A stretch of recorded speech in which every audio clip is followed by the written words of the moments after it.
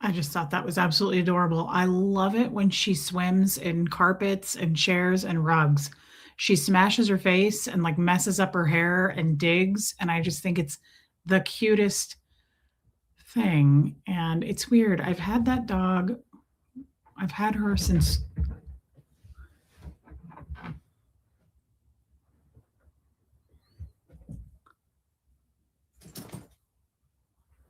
so cute. I've had her since 2016. And every time I look at her, it's like I've never seen her before. I fall back in love. It's so cute. Hey, Panda, Armine, Jessamine, Liz Tricks, Just As I Am, Buffy. Well, I don't think she's real, Buffy. I think it's all mechanical. We don't know that it's truly real. Let me see it, girl. Let me see for myself. Unbelievable. Tiny from Whoville. Really tiny. I can't hold you for very long or I'm going to get overheated. Hey, Sassy. Hey, Lumen, Lilac Lime, Ewa, Laura Lou, Martin, welcome in. Oh, it's really extra. What were you doing? Oh, what were you doing over there? Were you just digging at the chair, just trying to find stuff and maybe brush your own hairs with it? Hey, Linda, Paula, McDonald, Lacey Silver. Hey, Jamie Noel. Welcome in, Noel. Hey, Ann and Ashby. Thank you, Paula. Hey, Squirrel Girl. Wait, no, that was Rachel Sandy. Thank you, Armine. Hey, Wanda. That's so cute, Wanda. Hey, Bohemian Luciferian Witch. Martin, I don't know if you're talking to me or Gert. Probably Gert. Probably Gert. Where are your little hats that Armine got you? Oh, wow. She says, please don't do it. Please. We have to because it matches your mom. And it's almost Valentine's, and that's the cutest thing. She's got her own little beret. Holly, welcome in. Linda Gillum. Who else is here? Who did I miss? I feel bad. I haven't used my, hey, Katie Fulton. I haven't scrolled up to see who came in before I got here because I'm late, like I always am. What will you do with that? What will you do with that? Are for babies? I don't know. Hi, Gina. I don't know what that means. Hey, Victoria, Jennifer Ogle. Her fairy godmother, Armine, sent her a bunch of these berets because she's that special.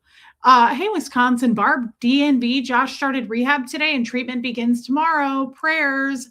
Is that Lee Sane? God, girl, where have you been? We've asked about you. Hey, Katie, did it? Ellen Huffnell, welcome in. Hey, Mimi. Mimi, the title of my stream, I used that on my Facebook cover photo, and I really liked it, and I thought it was fitting. Hey, Casey, will you go to bed, babe? I just woke up, actually. Hey, Wes Lightburn, Jeannie Hansen. Noelle, by the way, I love that picture you posted of yourself the other day. It was so pretty. Pat Jonas. I want to also say hello. Okay, I'm getting a little bit warm, but I love the sass. Look at the sass. Look at it. Like, look at how she's just kind of judging like the entire, I know, Debbie Zito. Hey, Danny, she's judging the entire universe right now. And only you can get away with that. Catherine B. Hey, Diana H. Wow, we can all feel the judgment from here, girl. Oh, really kissy. Unbelievable. God, that's cute. I don't want to put it down. She's way too cool for us, cranky scientist. You were taking a YouTube break, Lee Sane. Very smart. Hey, Amy Edge. That's okay. I understand, Amy Edge. Lee Sane, genius. I recommend that for everyone. All of us need to do that. Marsha Whirls, welcome in, babe. Thank you. Thank you, Leslie. Welcome back, Leslie Katzenmeyer. I'm really happy to have you back. Usually when we see a new person, they don't ever come back, and that's pretty understandable, I have to be honest. I wouldn't either. Hey, Kelly. All right, we get it. We get it. I'm going to put you back in your chair now because when I hold you, you make me overheat because you're just a little ball of warmth. And that's why we sleep together really closely. Not really, actually. Gertie doesn't really. She's not a cuddler. Well, Leslie, thank you for being back. Hey, Janine. Whidbey Island hippie girl. Cliff Ann. Aspire to Inspire. Welcome in. Oh, you missed it, Armina. You did not have to rewatch that. Hey, Saved by Grace. Hey, Teresa T. Reese, I want to apologize for not believing you.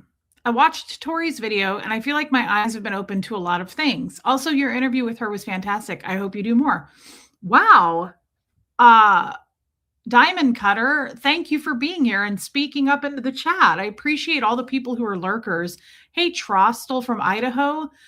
Saved by Grace, I didn't know that you didn't believe me, and that takes a lot to put that comment up. Thank you.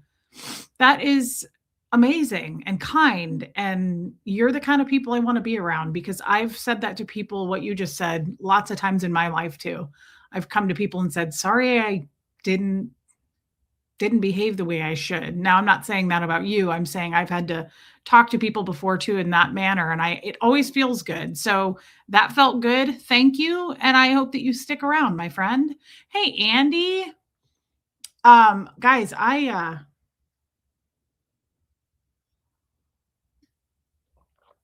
we're supposed to get like really bad weather here, which I just can't even say without laughing. Hey, Kim is blue because I think, hey, Kestrel, I think it's funny because I'm from Nebraska and I've lived in Kansas City almost all my life. Hey, Heather, Kansas. And so my parents have lived in Tennessee a very long time. I've been here, right? Leslie, yeah, we're going to talk about that a little bit, actually. Thank you. And I wanted to say before I get into the stupid weather, because no one cares about that, I want to say something too. Have you ever had days where you can't stop feeling sorrow? Oh, good Lord, yes. Starlina, it's normal. And do what my therapist says. Hey, Jennifer Minton, Starlina, I really firmly believe this. My therapist says this. When stress goes up, hey, Haggis, self-care goes up. When stress goes up, self-care goes up. So whatever self-care is for you, that's what you need to do. Sometimes for me, it's making a really nice hot cup of tea with some honey and going and sitting down and answering some emails. Sometimes it's taking a nap. I did that today. Not because I was stressed, but because I couldn't control, like I was freezing and I had to get under the blankets because I've told you guys I've had issues with that. And my tongue hurt. I had to run a bunch of errands today. And when I got home, I had like nauseous. It was really nauseous. Is crying all day self-care, Holly?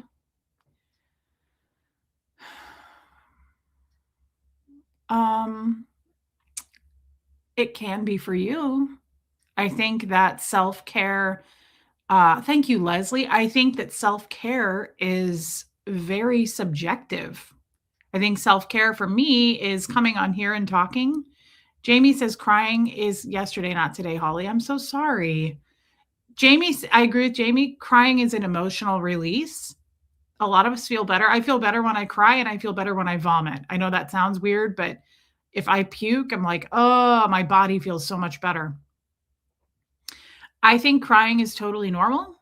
I think it's healthy. And I think that as a woman, if we need to do that, we do it. And I hope, all I can say is I hope that whoever does that and takes, hey, Style and Hair, welcome back. Whoever does that has people around them that, hey, just Joan has people around them that support them, right? Because crying is a very emotional, can be very heavy. And I hope, hey, Anita Card, I hope that whoever is in your life, if you have someone in your life, to, hey, Angie Mo, to support you. And Barbara Waite, welcome. Support you and be there for you no matter what, because it's absolutely fair. It's valid. It's normal. It's okay. And I've had those days. I've absolutely had those days. And it's, yes, Kim is blue. It's healthy. And this is the topic today right here. Hey, Margie Bar, Kim is blue says it's healthy, very HENR, human emotion reaction. Now she's saying that in like probably a funny way because we're using Scientology lingo. but it's a real thing. I was taught to suppress human emotion and reactions my entire life. You, Linda Garden lady, my father would scream at us and say, no HE&R in this house, no human emotion and reaction in this house. So we're going to talk about that a little bit today. Hey, reflections. Diamond Cutter, you're gorgeous, first of all. Yeah, no, Kim is Blue knows the Scientology lingo. She's very well versed in it, and I'm impressed by that. Inner Sparkle Monkey, welcome in. Reese, your personality and voice is something to be reckoned with. You lift us up, and for that, I thank you. That is why I'm here. When people say things like this, I am forever going to hold that comment and embrace that comment. People who say, Reese, you inspired me to see a therapist. Reese, I got rid of a toxic relationship. Any of these kinds of comments, I take that so much to heart, and it's so kind, and it's very just thank you. It fuels me. It keeps me going. Diamond Cutter, thank you. So yes, I think having Katie Fulton, I'm so sorry. I think having a cry day is perfectly Tommy. Oh, that Tommy. I know so many Tommies. No, I'm just kidding. Tommy at the lifeboat sent us over last night, you mean? Yes. Louise Marie, that is really, really sweet. Tommy is very sweet for doing that. He's very sweet to me. So I appreciate him doing that. I just didn't expect you guys to come back. To be honest, I didn't. Whenever new people come in because someone sent them, I don't ever expect them to come back. I don't think I'm for everyone. My mother always told me that. You're not going to be for everybody. DNV is seeing a therapist because of Reese. I absolutely love that, DNV, and I'm proud of you for doing it. Hey, baby lily pad. Joanne Hawley gifted 5 memberships. Thank you. And welcome in from Nora's channel. I think I saw that from Anna Banana. Thank you, Copper. Thank you. That is Kim is Blue. Thank you. Joanne, thank you for gifting those. I love you. That is so kind. Hey, Kiki. Yeah, Kiki, I get it. So, hey, Sierra Terry. We're talking about that, Sierra Terry. I was having a tough day today. I understand. I think a few of us have been having those, and you're in good company. And I'm sorry. I'm really sorry. I just said it earlier. When stress goes up, guys, self-care needs to go up, and whatever self-care is for you. For me, it's coming on here. It could be making a cup of tea, probably doing some weird ex-Scientology routine like vacuuming. That always is self-care for me. And I'm not going to lie, I'm trying to break a habit of my self-care, which is like retail therapy. Like I get a dopamine hit for sure if I have like a package coming in the mail, or if I order something, or if I go somewhere. Hey, Erica. And I recognize that as really not it's an addictive behavior for me. And I don't need anything. So I'm trying very hard not to do that. Like, for instance, I kept getting 100,000 emails about the Anthropology sale. And I was like, delete. I was just like, you don't need anything. That's not true. I got a really cool pair of leather pants. That's enough. Thank you, Simon Phillips. Stay strong, young lady. I've always admired your resilience. Thank you. Oh, it was P. Taylor. It was the last pair in my size. And I want to see my butt in leather pants. I'm kind of excited about it. Hey, Chrissy Twig. So speaking of self-care, I want to say, first of all, I don't feel like I have acknowledged enough. I love the dopamine hit of shopping. It's real, Karen Dahl, and I've done it since I was as long as I can remember being an adult. And they're really cute, Leslie. I mean, I haven't gotten them yet. They're supposed to arrive Saturday or Monday, and I'm really excited about it. Hey, Lumen, Golden 444 vibes. I just started back at the gym pushing weights. Great stress reliever. Did you just say leather pants? I did. Yeah. I'm excited about it.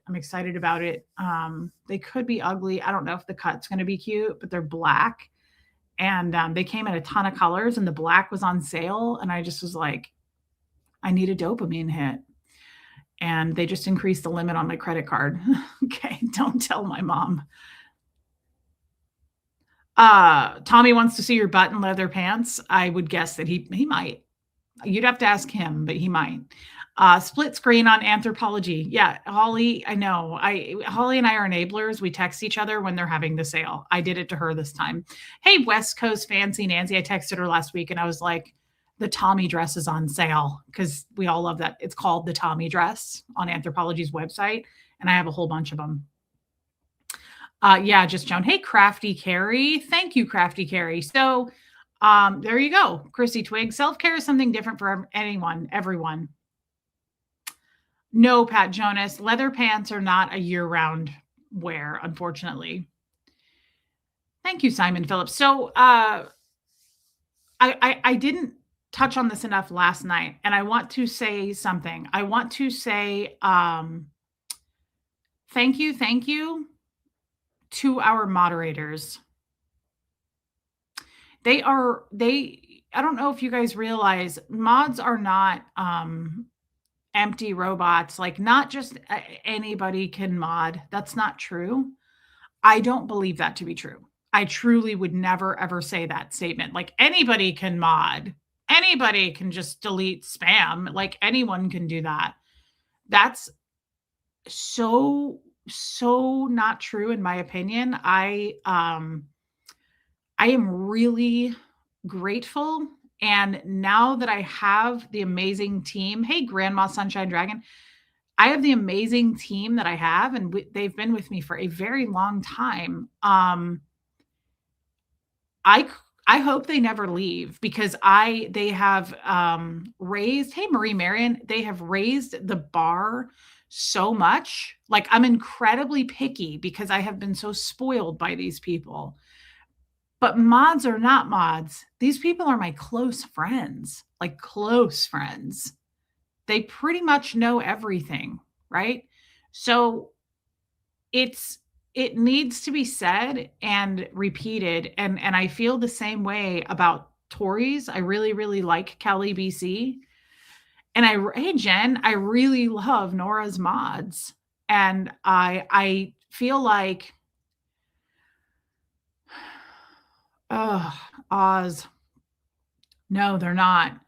I feel like the creators, such as myself, get trashed a lot. I get trashed a lot. I get a lot of hate. I doubt that's ever going to go away. And I think that's to be expected. I've said that a lot. I say that to a lot of other creators that I talk to behind the scenes. It's part of the job. If someone came to me and said, hey, I want to start a YouTube channel, what do you think? It's not, guys, the hate is not just like you get hated because you're an ex-Scientologist or because you're with Tommy or because you're a piece of shit of a human being or why ever your reason is for hating me. Why ever, I don't think is a word, but we're going to move on from that. Let's just strike that from the record now. I've heard like the quilting community gets hate. Like, there's people like of certain other communities that get hate. Like, I know that this isn't the only one, and a lot of people get hate, and it's to be expected. That's the way I look at it. It really doesn't get to me. It doesn't pull me down. And thank God I've gotten so much of it because I'm really, truly quite numb to it at this point. You know, I used to worry. I used to say that. Like, I remember mods a year ago, I would say to you guys, get ready for the next wave of hate. We need to be prepared for this. Now I'm like, what comes our way comes our way. It's part of the job. It's just part of the job. But what's not part of the job, hey, Shannon's journey is it should not be part of the job for the mods to get hate. The creators, yes, you chose this life. I'm sorry. Exactly, Pamela. They give their time and commitment. They don't get paid to do this. I don't know how many people understand. Like, when I first came on YouTube, I didn't understand how moderators worked. I was like, do I need a moderator? Like, I just didn't get it.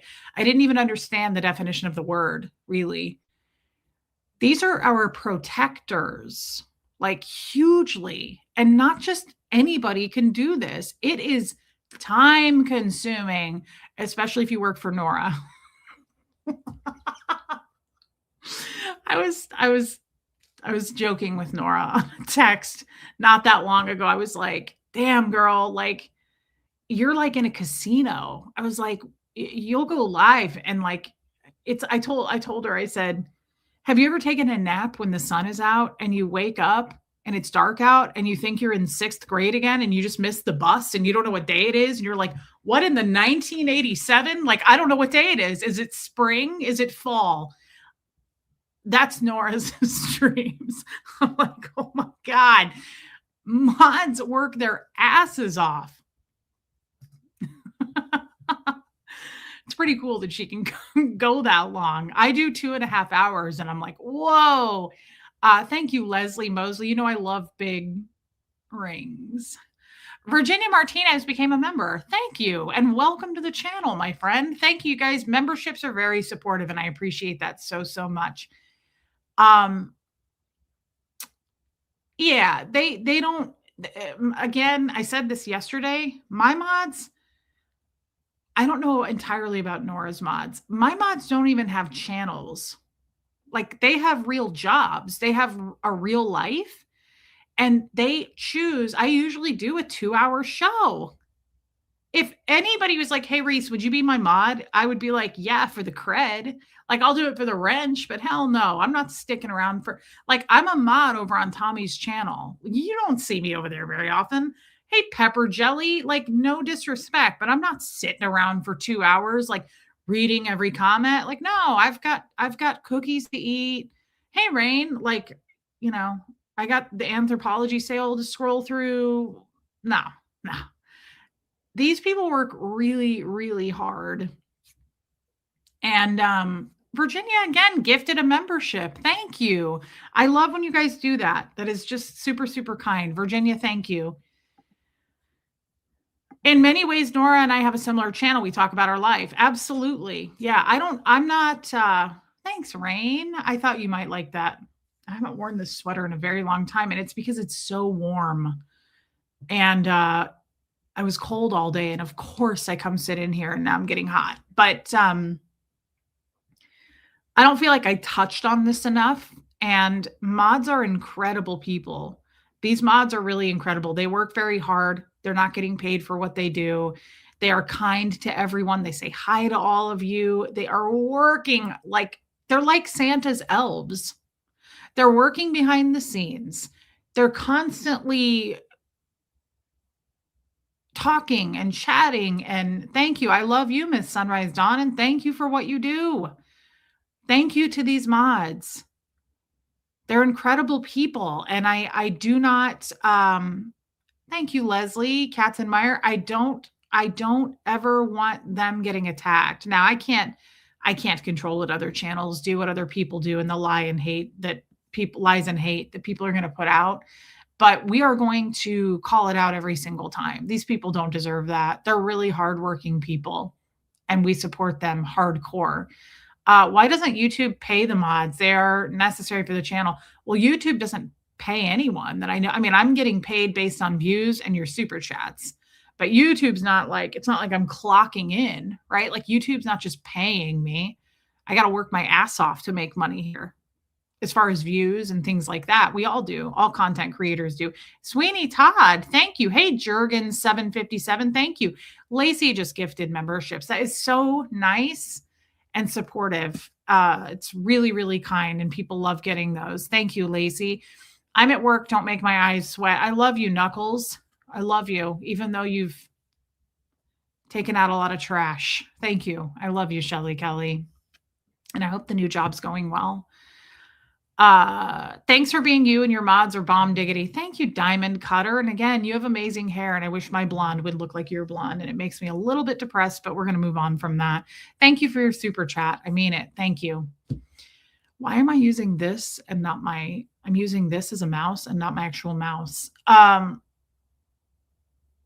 Thank you, Jason P. Thank you. I mean it. All of my mods. I mean it. I love you guys, and I'm grateful for you guys. And I get mad when you super chat me, or if you have a membership, I'm like, you are working for nothing. Like, don't do that. You work very hard, and you support other channels and communities. It's just a whole thing. It's a whole operation. It's well-oiled. And thank you, Third Eye Open. And it's to be respected. And anybody that doesn't respect them is not welcome here. They're not welcome here. Now, luckily, that's not the case, but I don't want them to get attacked. I want me to get attacked. If you have to do it, attack me. I should be attacked. I'm the creator. These guys are just honestly, I say this, they're the band. They're making everything happen. They're the behind the scenes. They're doing the lighting, they're doing the music, all the instruments. They make everything go. And so there's no reason to attack them. They're not. Thank you, Leslie Mosley. Hey, Tracy Lace. They're not like I said yesterday, there are mods out there that have their own channels that put out shit on a lot of us all the time and think it's funny to make fun of people like they're in 6th grade. My mods don't do that. They don't even have a damn channel. So fall back, everybody. Hey, Yawn. Pepper Jelly, I love you too. And I'm really excited for the Zoom call this Sunday. That is this Sunday. Today is Wednesday. This Sunday is the Zoom call for those that have those memberships, and I'm really looking forward to it. Yeah, just Joan, they definitely deserve our respect. And if you don't respect them, don't say anything either. Right? So just leave them alone. Leave the mods alone. They're great, great people and they work really hard. And they've been with me for thank you, Susan Cook. I hope you're feeling and healing better more quickly. I know this has been dragging out for you. My mods have been with me a very long time. And that should tell you something too. I don't have turnover with my mods. There's never drama. Anybody ever notice that? I never have drama with my mods.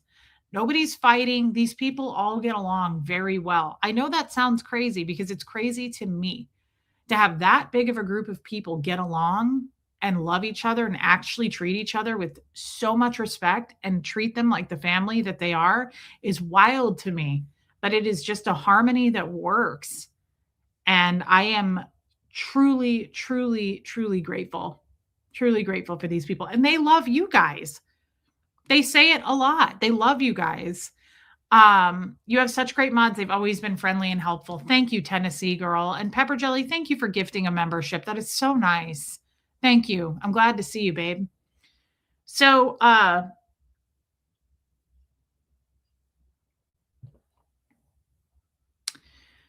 yeah, Leslie, I cannot imagine trashing my mods. I cannot imagine saying like, they're just mods. They can do anything. Any mod can do anything. Mods can be a stupid person could be a mod. Not for me. We have standards here and not, I have said over the last year, Pepper Jelly, it's okay. I've said over the last year to my mods, because they do work so hard and I don't tend to give them a heads up when I'm going live. Like they'll get 15 to 20 minutes tops.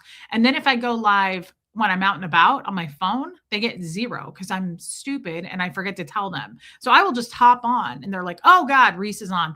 These people have to think about that. Like think about what a mod does. They have to drop of a hat, jump on and start modding, right? And whatever they're doing in their busy, crazy life. So it's hard work and I just and then like I said, thank you, Jen H. If you go on for hours, like they have to drop everything. So what I'm saying is I have said to them, guys, do we need more people? I'm happy to bring in more mods. Like, hey, Mary Barons, I have said to them for, I don't know, year and a half now. I'm like, guys, I want to spread the load. Like, let's lighten the load and add like 5 more people to the mods because then you guys don't have to, it makes me feel guilty. Hey, Marty Jewel. Thank you, Liz Tricks. I am too. And I will say, like, guys, what if we had like 3 or 5 more people? Then you guys, it spreads the workload and you guys, oh, Lordy, look at Third Eye Open. She's always the first one to do that. She's like, hell no. I'm always trying to add people, which would be a little bit scary because you really have to have a very trusting relationship with your mods. At least I do. I have a very close relationship with my mods. Every time they're like, no, which makes me feel good because I'm like, well, if they needed extra help, they'd let me know.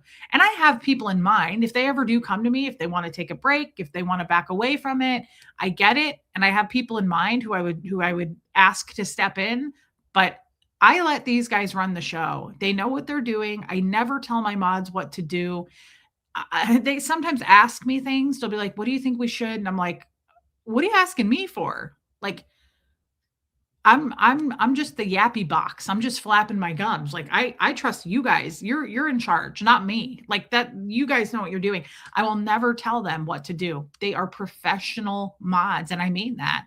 They're incredible. They don't trash people. That's what I mean by professional. They truly have class. They don't trash other people. They're not making videos. They just are here to be really, really good at what they do. So thank you. I want to say thank you. I know that that was probably stretched out too long, but I mean that. I know that I tend to love bomb. It's, I guess, just my personality. Hey, Sophia, but it's the truth. And I mean that. And that's kind of what I want to talk about today. Showing emotion, love bombing, any of those things, putting it all out here. That's what I do on this channel. I'm very vulnerable. I talk about anything, everything. And if something really touched me in a heartfelt way, I talk about it. That doesn't equal love bombing. If something really upsets me, I talk about it, right? That also doesn't equal hate. I think that I'm just going to say this. I feel like, and this is, I'm going to speak for women right now, and I don't like to speak for other people, but being kind to people is now love bombing, Pat Jonas. So is Liz Trix in here? Can you just put that in the minutes for the end of this stream that women from now on, when you're kind to someone, you're love bombing. Sucks. I didn't know, but that's the new, it's in the new DMV or DHC or DMA, whatever that psychology journal is today. You're now love bombing. So if you smile at someone, you're smile bombing. So stop doing it. Let's just add to the list what else women need to be doing. I just want to. So does anybody, I was thinking about this today, and I really had like a breakdown, but in a good way. So let's just back up. DM5, DMS, I don't know. Or you're flirting, sassy. So if you smile at someone, you're flirting. So you're going to need to cut back. Love you, Anita Dutch. Thank you for being here, but go to sleep, babe. So, yeah, Mary Gemini, you're a chronic love bomber. Yeah, it's in the DSM. That's it, Kiki. It's in the DSM. Women are just chronic love bombers now because, if we wear too short of a skirt or revealing clothing, we had it coming that way too. Now, if we smile or we voice our love for someone or that something made us feel really good, we are masterclass givers and love bombing. Now, that's perfectly fine. And I don't mind having a masterclass, but you will have to pay. You got to bet on this horse. You're going to have to pay for it. A couple $100,000 ought to do. Just send me some creepy secretive email to pay me, and then you can forward it to everyone that hates me. That is usually how it's done. I'm not going to tell deep-pocketed people how to do it, though. So I start out today with mom calling me, and she's like, Reese, it's going to get really bad here. Do you have a shovel? And I was like, no, I don't have a shovel. Who has a shovel? We're in the Southwest, East, right? And I said, I don't think we get it here, Mom. We're not back in Nebraska where we're from. And I still don't have a shovel. And I just want everyone to know that I take chances and I'm taking it seriously.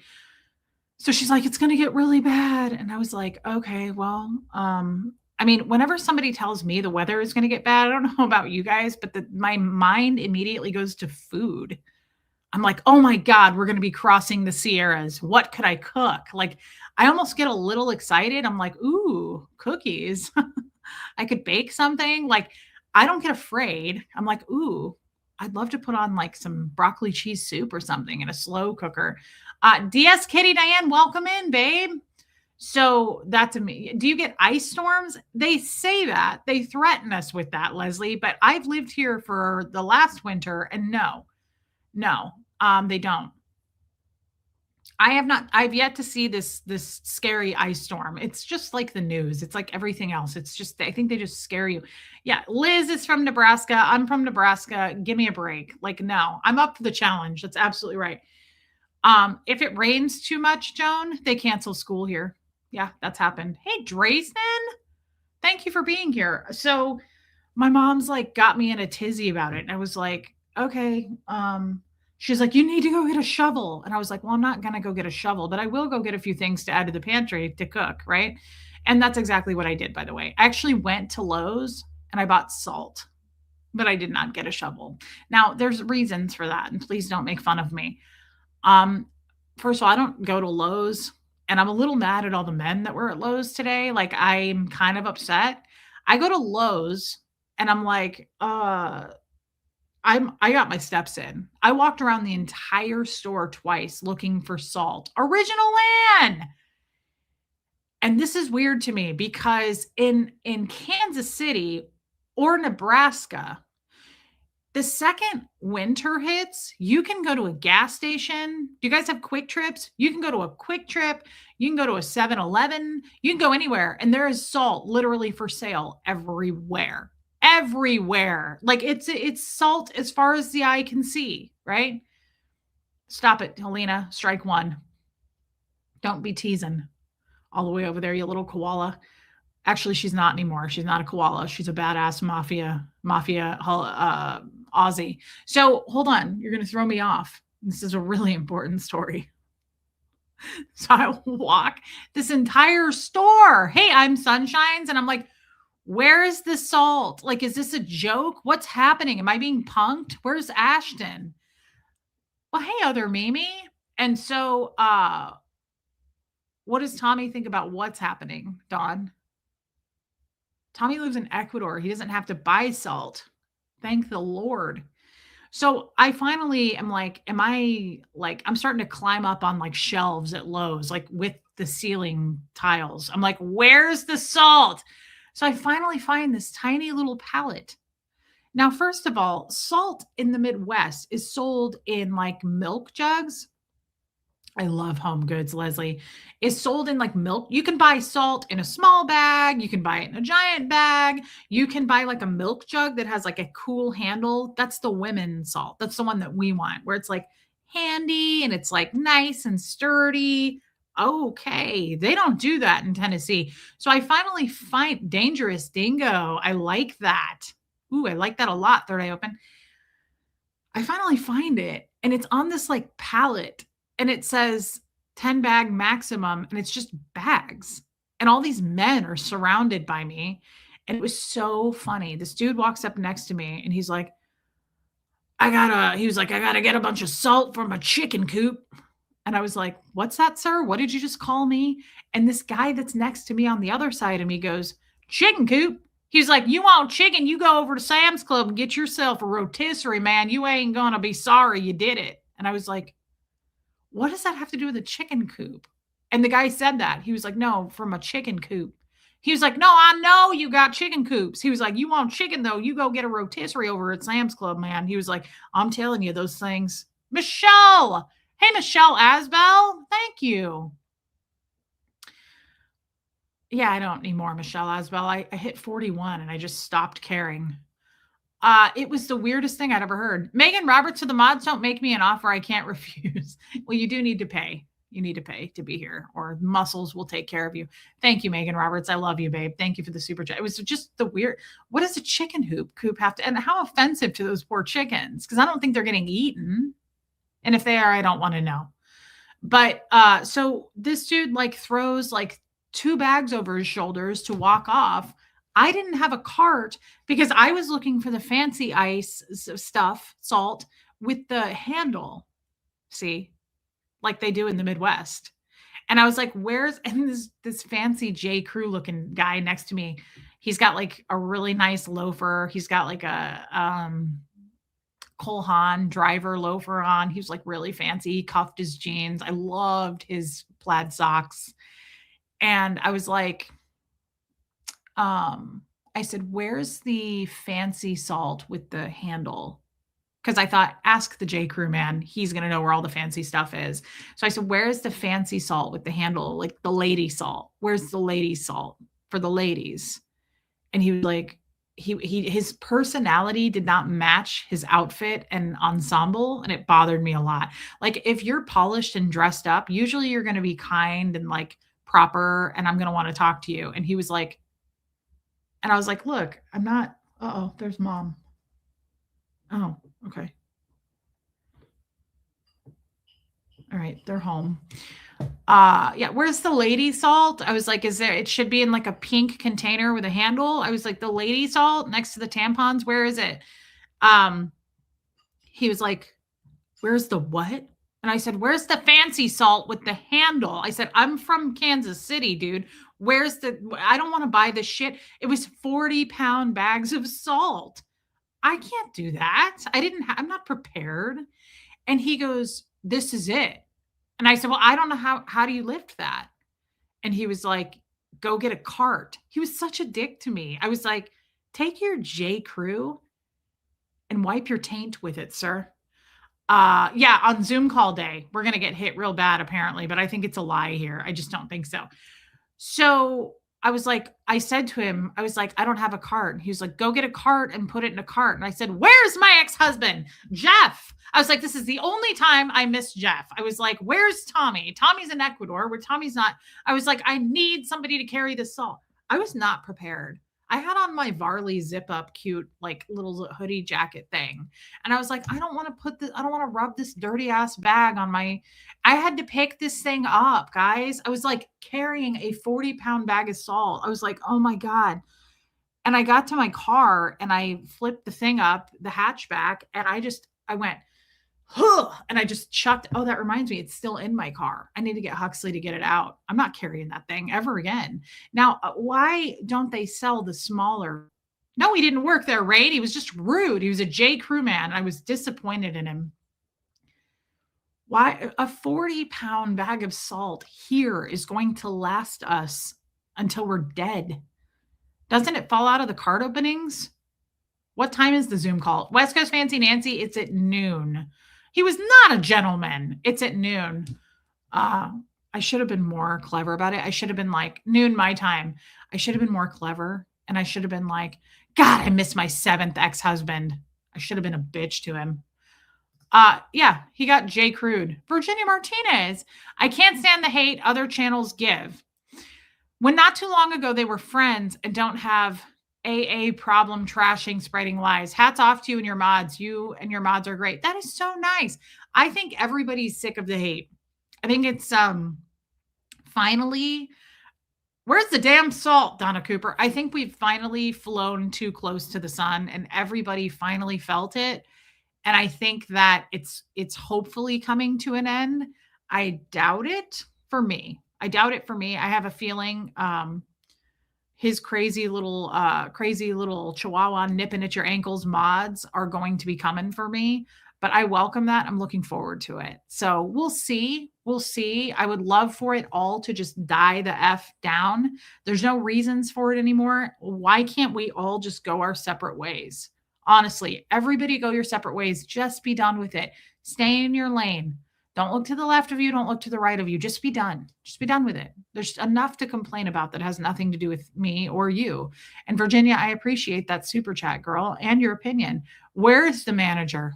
Get your supervisor right now. Yeah, so that sucked. But I want to say, so I got my salt. I forgot to tell Huxley.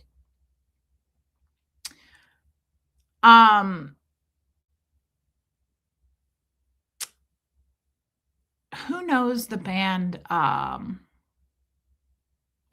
have to say this. I don't know. I don't have much of a topic because I do have a topic.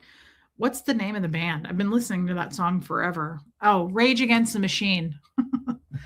They're a little, hate is very last season. Hate is dated. Hate's dated. Hate's antiquated. We're done with it. We're moving on. We may get a jab in every once in a while, but that's just my personality. But I'm not here to hate on people. Ew, you don't want a cowboy. I don't think, Dawn. I don't know. There's a lot of them around here and they make me uncomfortable. I don't think I want one. Well, I don't want one. I'm not single, but I've never wanted one. I remember when Tommy and I broke up and a bunch of people were like, you need to date a cowboy. I was like, I would rather stick needles right into my cornea. Okay, so I was listening to Rage Against the Machine. Oh, great question, Erica. I was listening to Rage Against the Machine today, and I love Rage Against the Machine. I've listened to them for a long time. I used to date this guy back when I was like in my 20s, and he listened to him a lot and kind of got me hooked on him.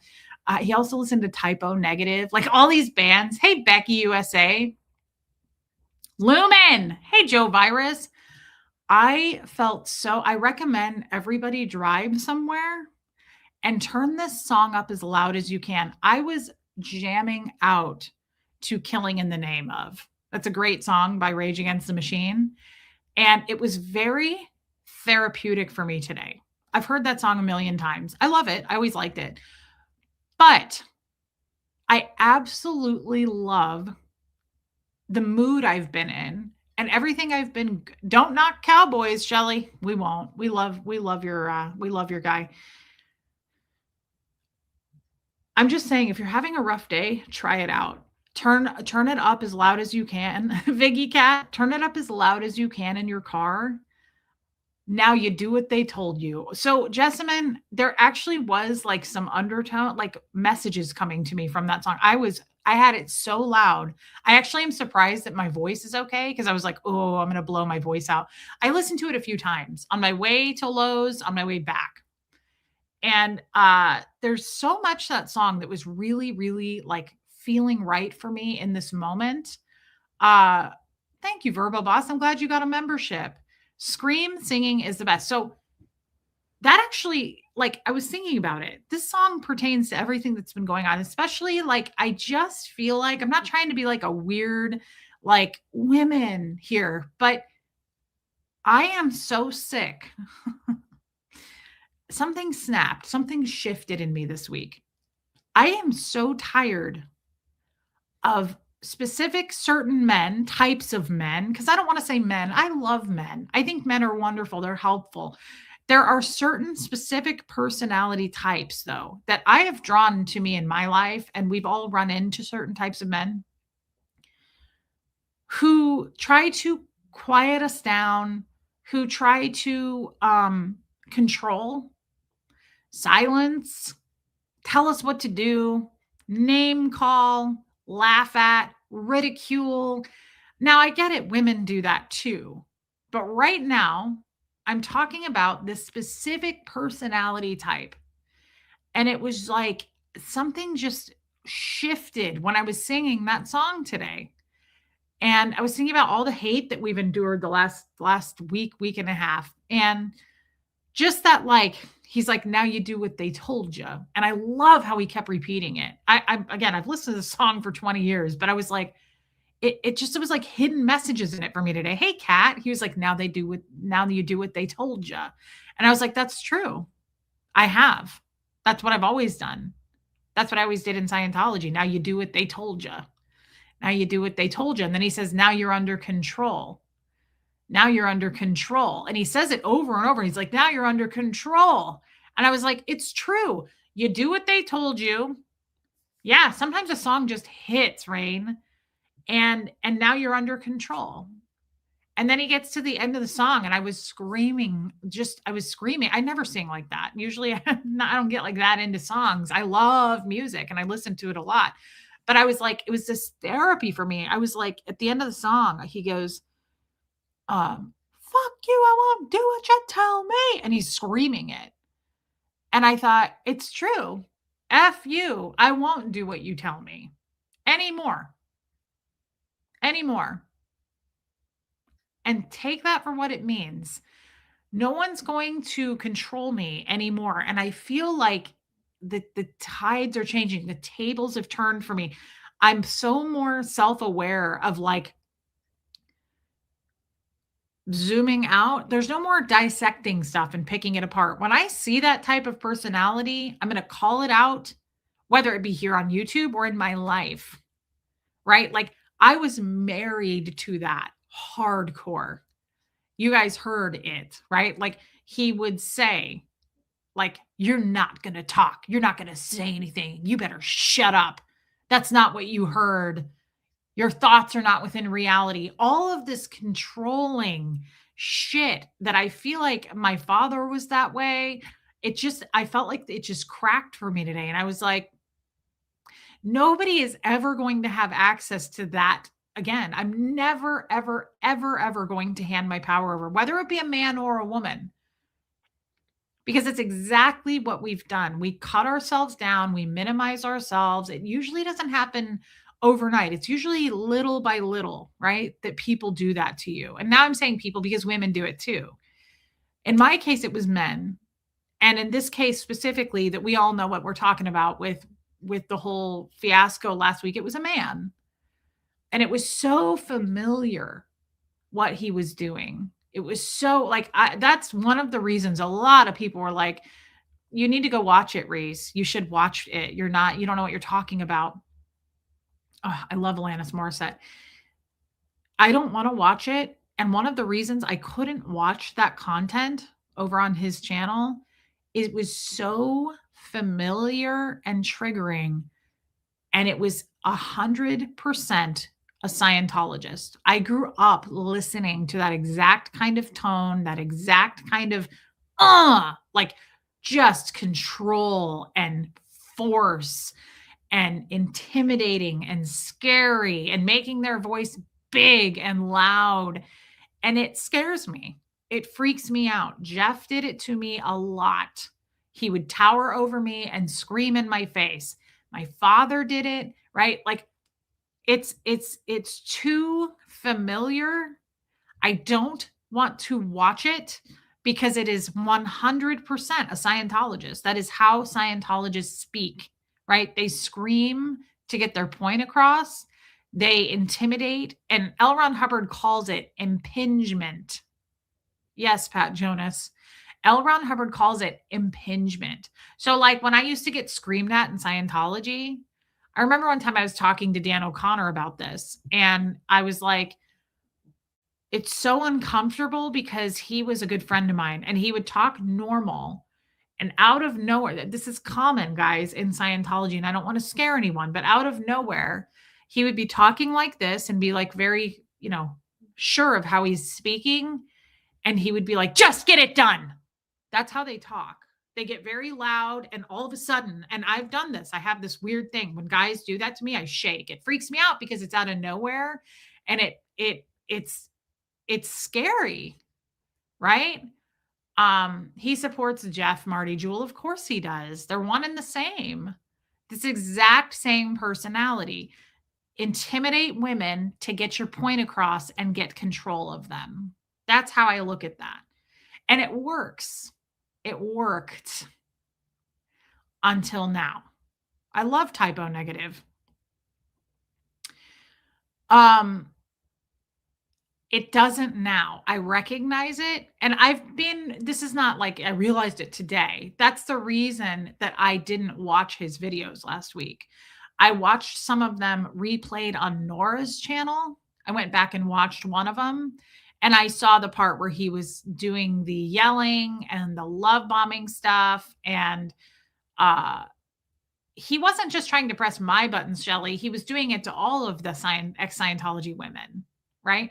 I guarantee you, if we did a panel of all the ex-Scientology women, probably almost every single one of them would say they also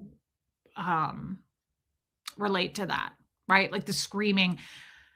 I don't like to speak for ex-Scientologists, but the screaming thing I think is pretty across the boards. I think all of them did that. I mean, that was my father's way of he was so heavy-handed in his voice. It was not necessary. The punishment didn't fit the crime. Like I say, I love the Cranberries. I like a lot of that 90s bands. I remember being very small, like 4 or 5 years old, and I would cry about something or I would get emotional about something, and my dad would jump out of nowhere and go, "No HE&R in this house. Knock it off." Right? Like that's a big one too. Knock it off. Like people in Scientology say that a lot. It's a thing. And so I try to not say it. I really don't say it. It's not a thing for me. But when I hear it, I'm like, ugh. They say that a lot. Knock it off. And so that was he was following all of that to a T.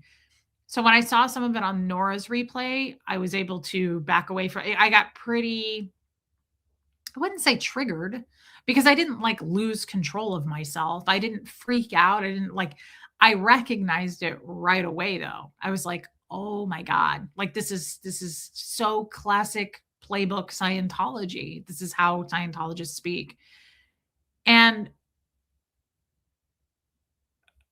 I don't know what clicked other than I feel very differently now about people in general.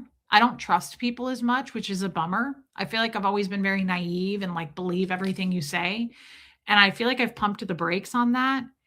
And I always, right now, I feel very, I said this, excuse me, I said this to someone today. That's okay. Hey, pepperoni nips. I'm glad you're here, babe. I said this to someone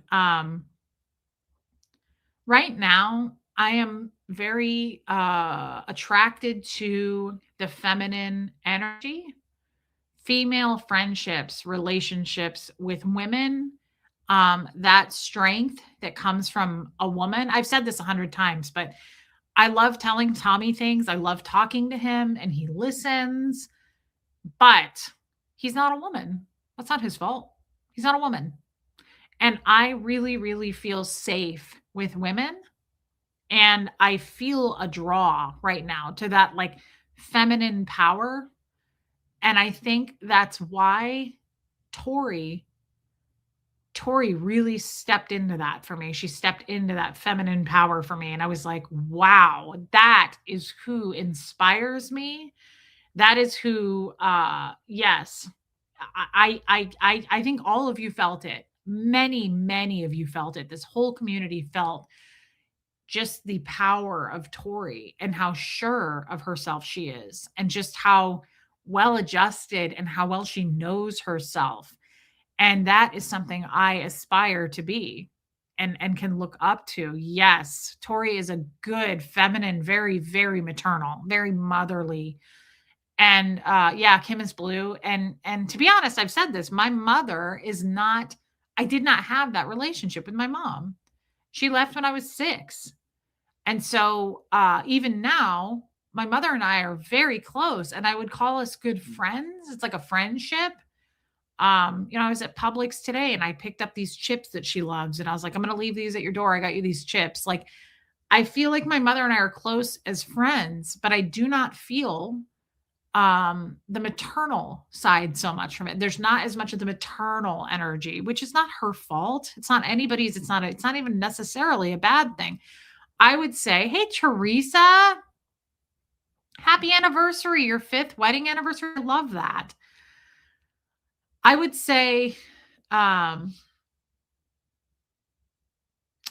mother's mother was not maternal.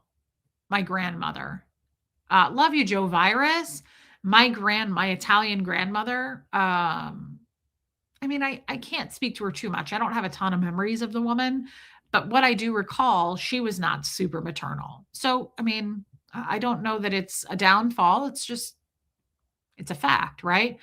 Tori, I really, really felt that, Rain. You're absolutely right. It was this maternal, but more than maternal, it was just this beautiful, pure feminine energy. And certain men, that's going to piss a lot of men off if you have that type of personality where you have to be in control, right? Where you want to stomp out that energy of a woman and confidence. Yes, Kim is blue. And I felt that from my ex-husband massively. I feel that from my father. Hey, Unstoppable, welcome in. I felt that from my father. There are certain male, masculine, tough guy types that do not want us as women to embrace that energy, to speak our minds, our voices, be loud, be strong and proud. It rubs some males the wrong way. And I don't know if that's like some outdated, like women shouldn't be so heard. I don't know where it comes from. I don't know if it's in how they're raised, but I know that my ex-husband really, really tried to silence me. And I was just thinking about it, listening to that song today, and it really connected the dots for me. Like, I remember so many times feeling terrified, minimized, weak, of him saying, like, you won't talk, you'll shut your mouth, right? My father being like, No HENR in this house. HENR is human emotion and reaction. How could you say that to a 5-year-old girl? No human emotion and reaction will be allowed in this house. And if you do have HENR in this house, you will be punished for it. And I was over and over. And no one's going to take that story and twist it. No one's going to say Reese didn't have it that bad. That's what I mean. That's in the past and that's enough. We are validating people's stories. Thank you, Yadira. We are listening to people. I believe people when they tell us what happened to them. We believe victims in this chat. We believe victims. I don't pick apart people's stories and pasts where I did not step into those shoes, where I was not a witness to. And even if I was a witness to somebody's past, how trash of me to be like, they didn't really lose their family that much. They weren't really that. Their story wasn't that much. Like, what are you doing? We believe people here. Leave it at that. How someone remembers something or how something was super, super traumatic. I love you, Heather. That's their business and it's their story. And how in the hell is it bothering you that you want to pick it apart and make it different than it actually happened in your mind?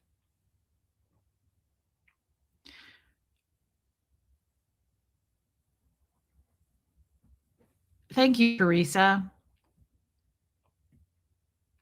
Apparently, he spoke to my family, like of my family. What I mean by that is like saying I didn't really lose them. Jeff was the victim. How the hell would you know that? How can anybody speak to what people lost, what they didn't lose, the pain they went through? Thank you, Unstoppable. The pain they went through. How the hell can you speak and minimize somebody's story? You can't. That's how. You're not going to. That's how. So the oppression and hatred of women was happening since before biblical days. And unfortunately, the Bible emphasizes women submitting. I have not read the Bible. That's sounds terrible. I don't know if maybe that's I need to blow my nose. I don't know if that's like sorry, Punky. That's an interpretation. I don't know. How it made me feel, Erica. Yes.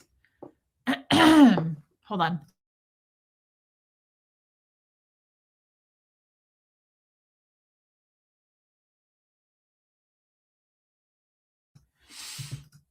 Yes. West Coast Fancy Nancy says that's gross. You would never speak to his horrible loss. I wouldn't touch that ever.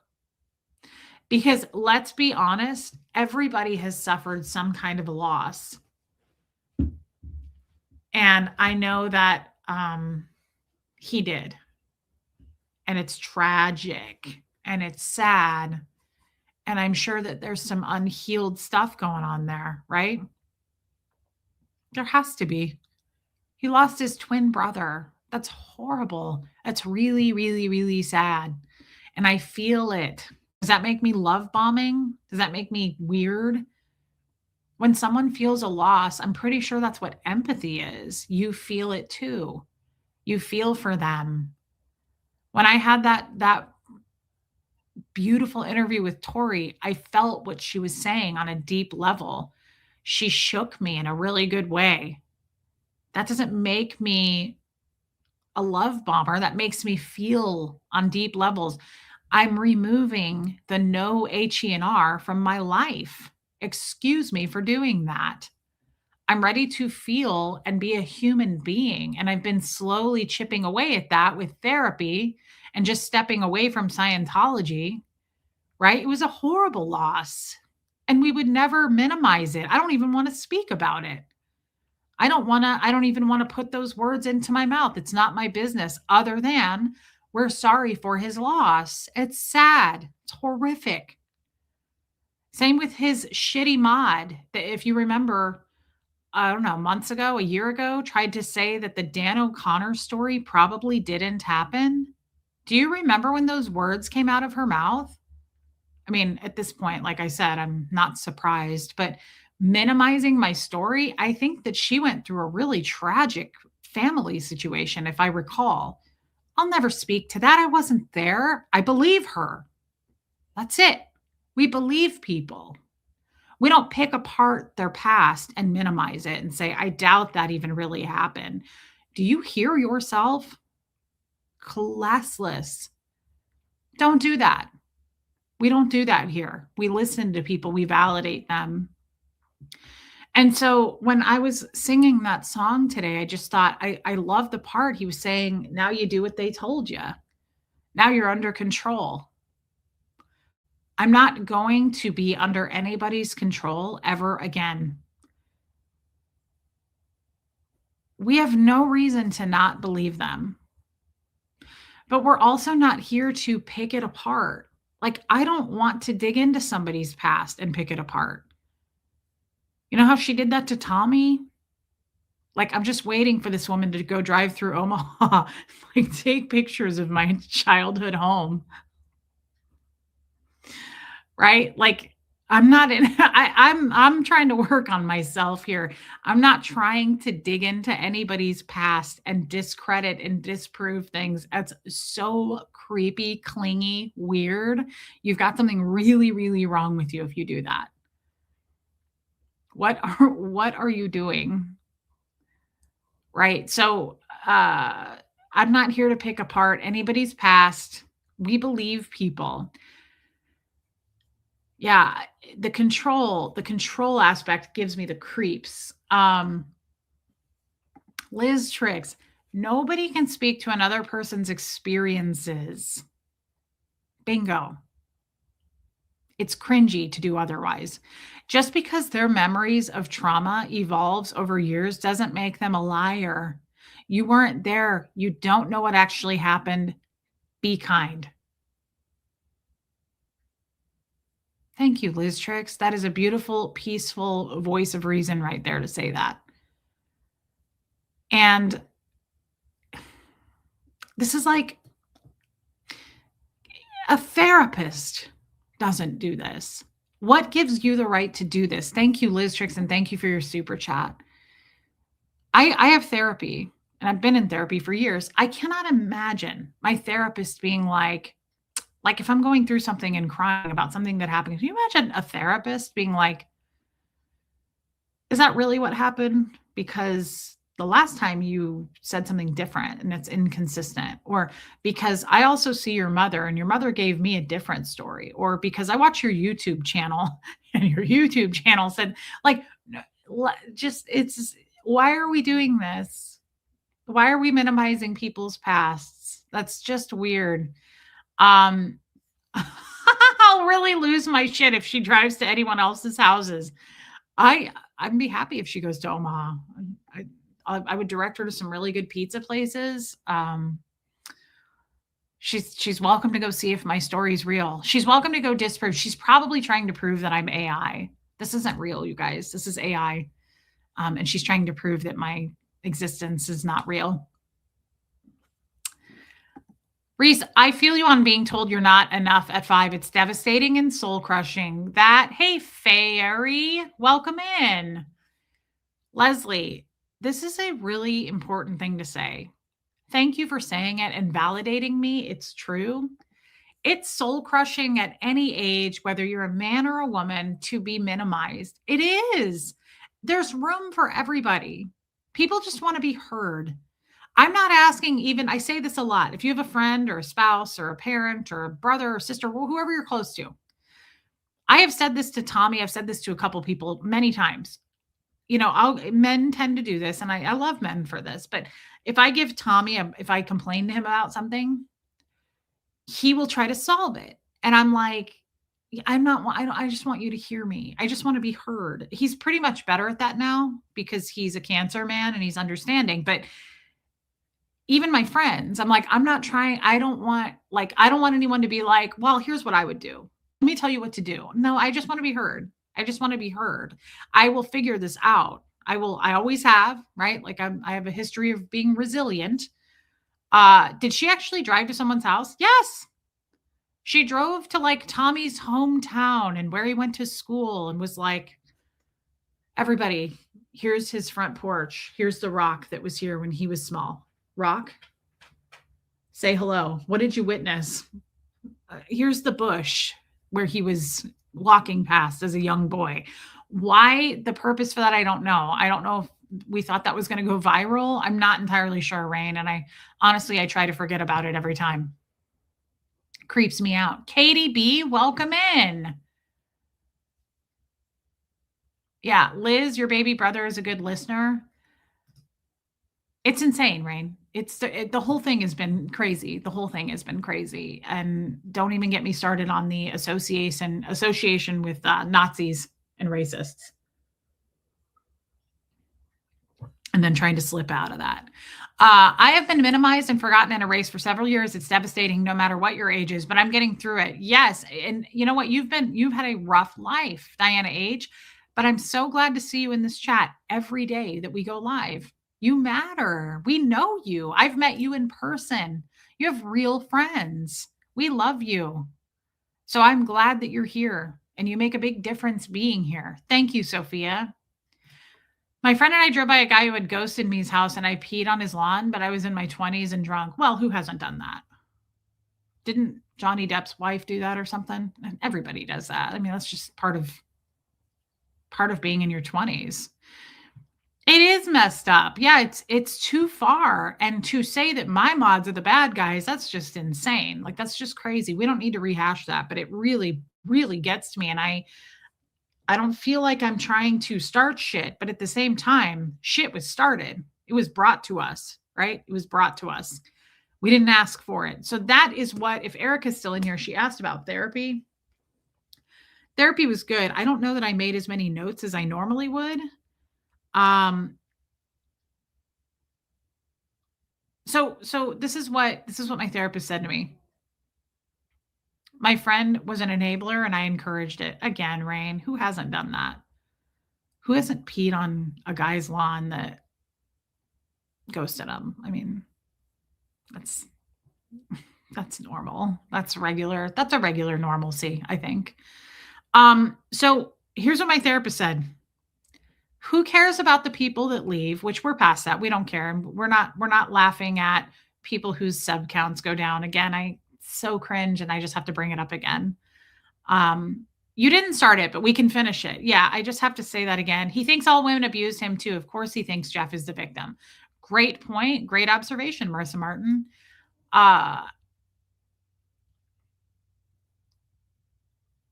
She reposted yesterday. Was I in Flag? Unstoppable? I was in Clearwater, but I was in the cadet org. So I was not in the full Sea org. I was 7. I was in the cadet org.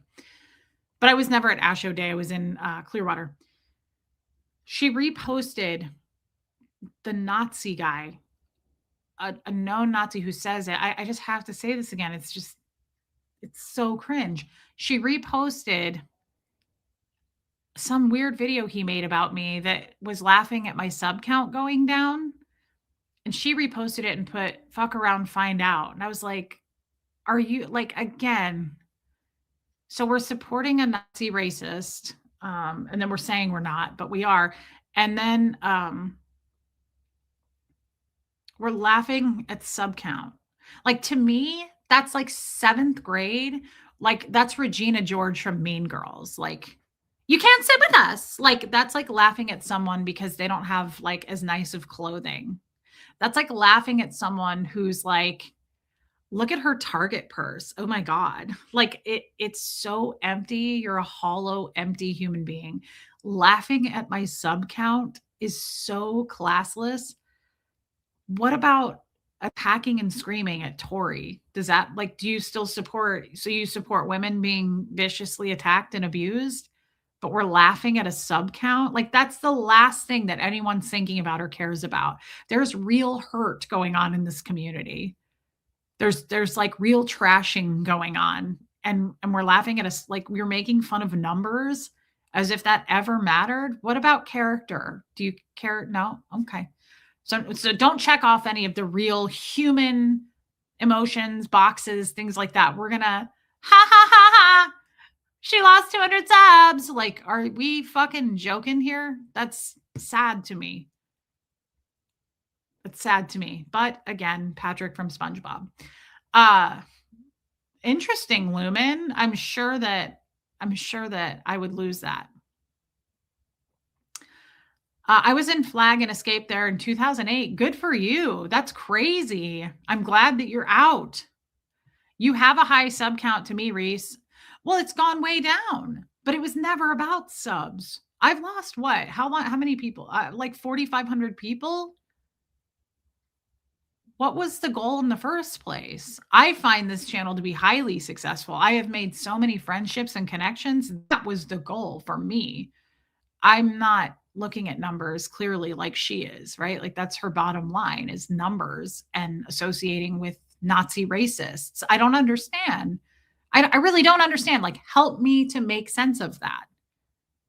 That is sixth grade right there, like making fun of somebody for their clothing or making like things that just don't matter. That's an empty human being right there. I'm Sunshine. I missed so much. Where have I been? I'm really glad you're here. It doesn't matter. You're just here now. There's nothing to catch you up on. I mean, I'm a total F up, but other than that, thanks for being a member. I'm sorry for the attacks you get. I don't understand it at all. I cannot believe someone would write that. You know, I love that Tori, I love Tori, and I love what she said. And if you haven't seen it, you should go watch it. Well, you just gained another sub. Jewel, thank you. Thank you, guys. Thank you for hitting subscribe. Please do that. Please hit the like button. I don't ever tell you to do that, but apparently it matters. And please do that. Blinded by hate, Yadira. Absolutely. Yeah. The hard thing is though, like you're being seen and exposed now. You know, that person in particular really came out swinging saying, I support all the second gens. I'm the bearer of the moms of the second gens or whatever the hell story we were pushing there. That's not your character is now showing. Like that's what I'm saying, guys. The chickens eventually come home to roost. You cannot pretend to be someone you're not forever.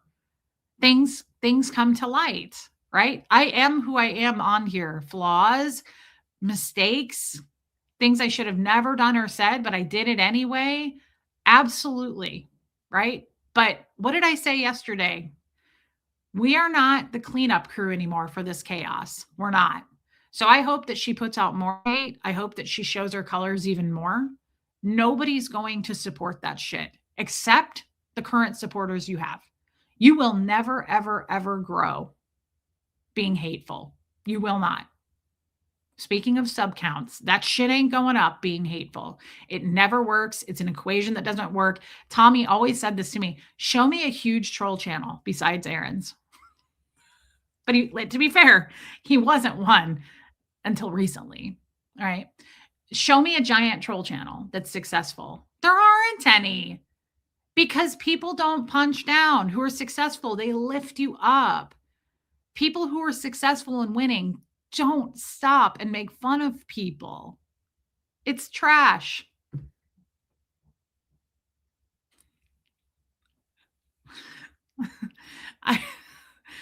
Baby steps came in late. The amount of pain in this world is beyond imagination. The best thing we can do is be kind. Also, I love Mean Girls. She doesn't even go here. Oh my God, that guy is the best. He's my favorite in that whole show. Nice wig, Janice. What's it made out of? Your mom's chest hair.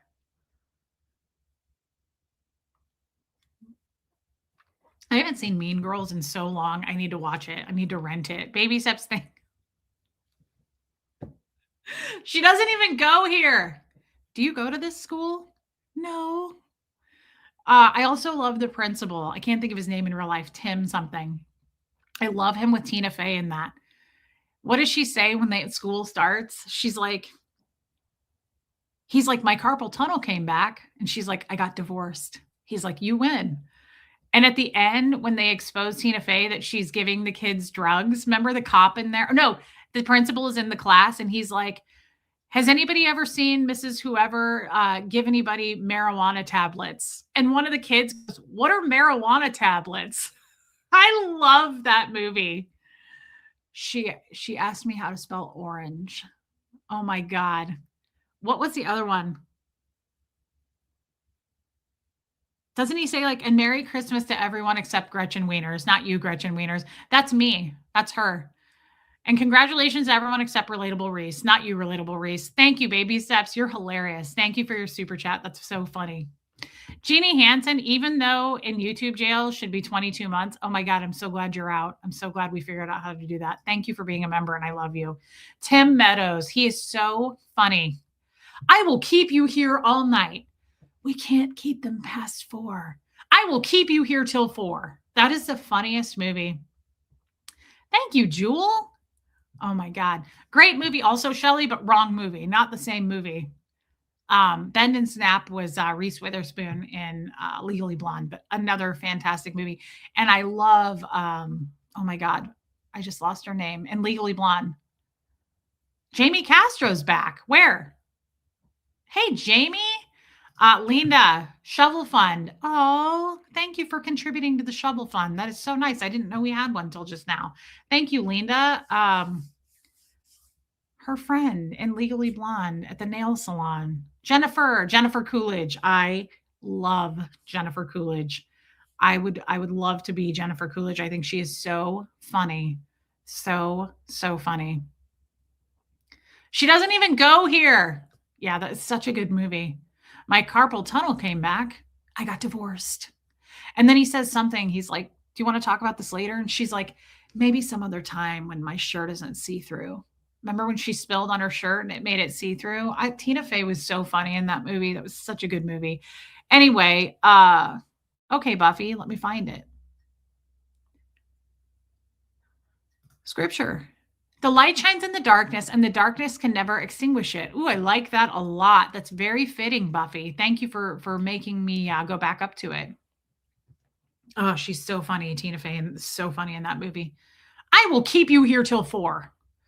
Guys, anyway, back to the fact that I was just really, really loudly singing to Rage Against the Machine today. And I've never karaoke'd before, but I would love to karaoke that song. But I would like to do it in like a really soft tone and be like, now you're under control and you do what they told you. You're under control. You do what they told you. And then get to the end and be like, fuck you, I won't do what you tell me. Fuck you, I won't do what you tell me. Fuck you, I won't do what you tell me. Oh, I can't imagine hanging out with Jennifer Coolidge. She is incredible, and I can't imagine. Did you watch The White Lotus? Yes. I only saw seasons 1 and 2. That was back when I was married and Jeff was paying for HBO, and I don't have it now. But yes, I want to see the other seasons. But I have to be honest, without Jennifer Coolidge, I'm not so sure that I want to see them. But I didn't love season 1. I didn't love season 1. I thought it was okay. But to be honest, season 1 was triggering with that stupid guy, that character that reminds me of Jeff. You know exactly who I'm talking about, the husband. He was awful and I just hated him so much. But season 2, I absolutely love. I think I saw season 3. Did season 3 have the wife that she had red hair? Yeah, that was White Lotus. And they had the 2 daughters and the son, and they went on vacation, and they were all like entitled little bitches. I'm pretty sure. But I loved season 2. I loved everything about it with the Italy scenes, and I loved Valentina, the manager of the hotel. If I could play a character, it would probably be her because she was such a bitch. Yeah, I don't want to see the other ones. Okay, season 2 had Connie Britton. No. Season 1 had Jennifer Coolidge, right? Season 2 had Jennifer Coolidge, but then she died. Season 3 had Connie Britton, didn't it? Maybe I'm confused. Mean Girls is a Christmas movie must have for my daughter and I. Love Legally Blonde as well. Also, I'm a cool mom. I'm not like other moms. I'm a cool mom. Oh my God, she was so funny in that. I loved her too. Amy Poehler. Thank you, Baby Steps. You know, my Christmas movie is Love Actually, and I did rent it when I was going to Ecuador, and I watched it on the plane. And I love Love Actually. Thank you for your super chat. You know, Love Actually, speaking of that movie, we've all probably seen that movie. It's such a good movie. Let's get back to that. It's a great I don't know how anyone could possibly attack you for what. Being honest, admitting fault, apologizing, you shut them all down. Mic drop. Sandy Kovacs, thank you. They want to hold my past against me and they want to hold Tommy's past against me. And it's so old. There's nothing new. And whatever they're going to come out with now with new receipts or truth bombs or whatever they're planning for, we're going to have to get really good at seeing that all of this is the past and it's probably highly embellished and exaggerated, right? Thank you for saying that. Who has seen Love Actually? Speaking of, I never said this. I watched it on the plane. Wow. Dang. Thanks, Sierra Terry. Thank you so much. Who has seen it? Oh my God. Oh my God. So I didn't think about this, and I'm watching it on my iPad. Yeah, VBC. I'm watching it on my iPad on an airplane to Ecuador, right? Which I was like, I'm so excited to watch this. I rented it. I was so excited to watch it. Can anybody think of why that would be not such a good choice? Anybody? Especially Linda, love you, babe. Especially if you're sitting around a bunch of people that may not have seen the movie or may not speak English. Because on the flights to and from Ecuador, there's a lot of people who don't speak English.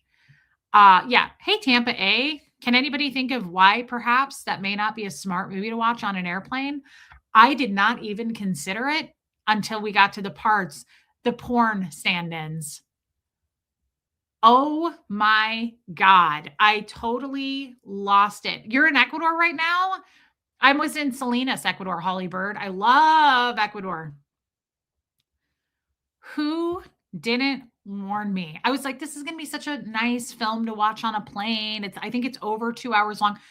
I have my headphones in and I'm watching it. Hey, karma made me do it. Thank you, Wendy Brewer. And I'm watching it and I'm like all settled in. I've got my snacks and I'm watching it. I'm all excited because I'm going to Ecuador. I did not think about it. There was like a kid, Porto Lopez, Holly Bird. I don't know where that is, but I love Ecuador. Sophia says that scene is hilarious. There's more than one of those scenes. That's the problem. They go back to that scene a lot. And remember the guy's like, if you don't mind, grab her breasts, please. And he's like grabbing the and her tits are hanging out. He's grabbing the boobs. And I was like trying to watch this and I start sweating on this airplane. I was like, I'm going to watch this movie. I would be north of Salinas. I love Salinas, Ecuador, Holly Bird. I'm like eating my gummy bears. You know, you have to have plane approved snacks so that you don't smell like an asshole. Anybody who snaps into a Slim Jim on a plane, get the hell out of here. I'm going to snap into your face. Do not eat hard-boiled eggs. Don't eat sour cream and onion chips. And for the love of God, don't burp or fart. Hold it in. Because if you burp next to me, I'm going to be more mad than a fart. I'm also going to be mad if you're wearing really cheap cologne. I'm going to get headaches and asthma attacks. But if you burp and I have to swim through your stomach fluid for an hour, smelling your burps, I'm going to lose it. Like Air Marshal Reese is going to be coming out fast. Okay. You're going to be seeing some Steven Seagal moves. Do not snap into a Slim Jim. Maui onion pretzels, I'll kill your ass. Okay. So listen. Yeah, Jewel, they're really gross. Trolls are always gross. Hey, Patty. So I'm like, I love this movie and it's all Christmassy and holiday. And I was like, this is a tradition with every husband I've ever had to watch this movie, but I'm alone on a plane right now. So it's like, I'll just watch it. And I've been eating my plane approved snacks. So I've got pretzels that don't have any flavor, right? I also had gummy bears and I brought almonds. Oh, and I got these little fruit strip things that I got at Costco. I'm more of a gummy, fruity person than I am a chocolate person, but I also love chocolate. If I had to choose, like I'm always eating like fruity snacks. So I got these like fruit strip things. I've got my pretzels, I've got my almonds, I've got my gummy bears. And I'm all like, and everybody around me only speaks Spanish. And I'm like, bueno, arriba, right?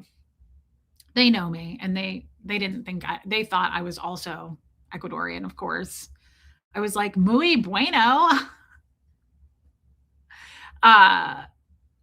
I tried to fast forward that part, Shelly, but there's so many of those parts. So I'm popping gummy bears and I'm all like excited about this movie. I'm starting to get teary eyed. You know, when he's like, did you ever have to put up with this?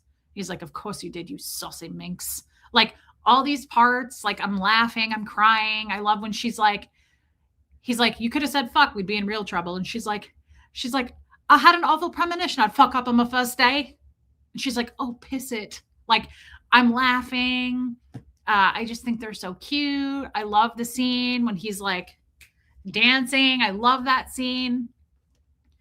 Everything was great. And then they get into that and they're like, would you cup her breasts, please? And the guy's like, and he like grabs her tits and he's like pretending to do the porn scene. And I was like, oh my God. I was like, there's an Ecuadorian child next to me that doesn't speak English and I don't know what to do. I started sweating.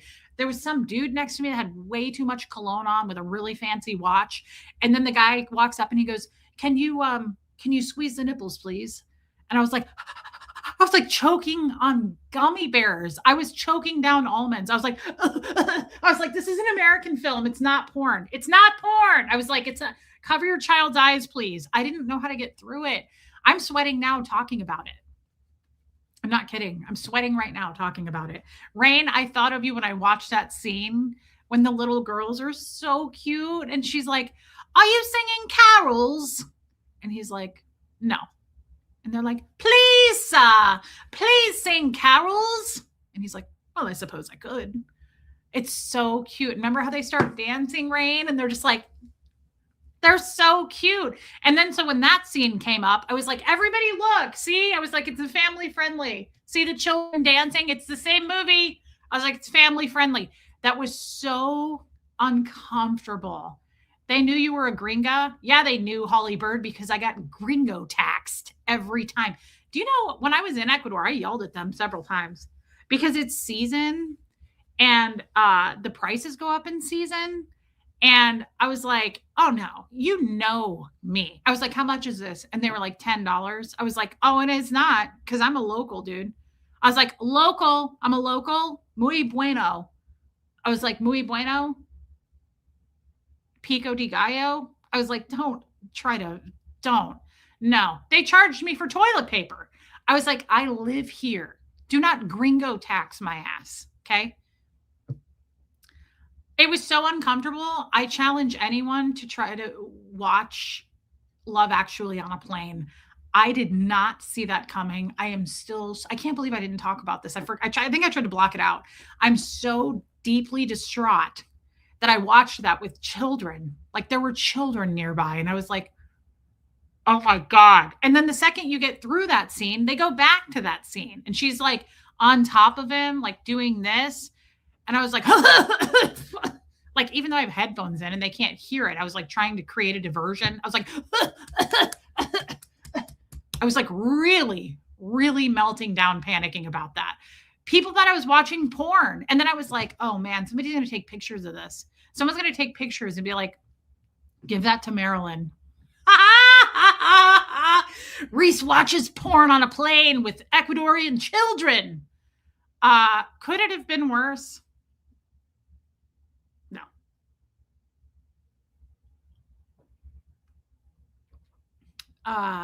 Yeah, Jewel, it's not fair.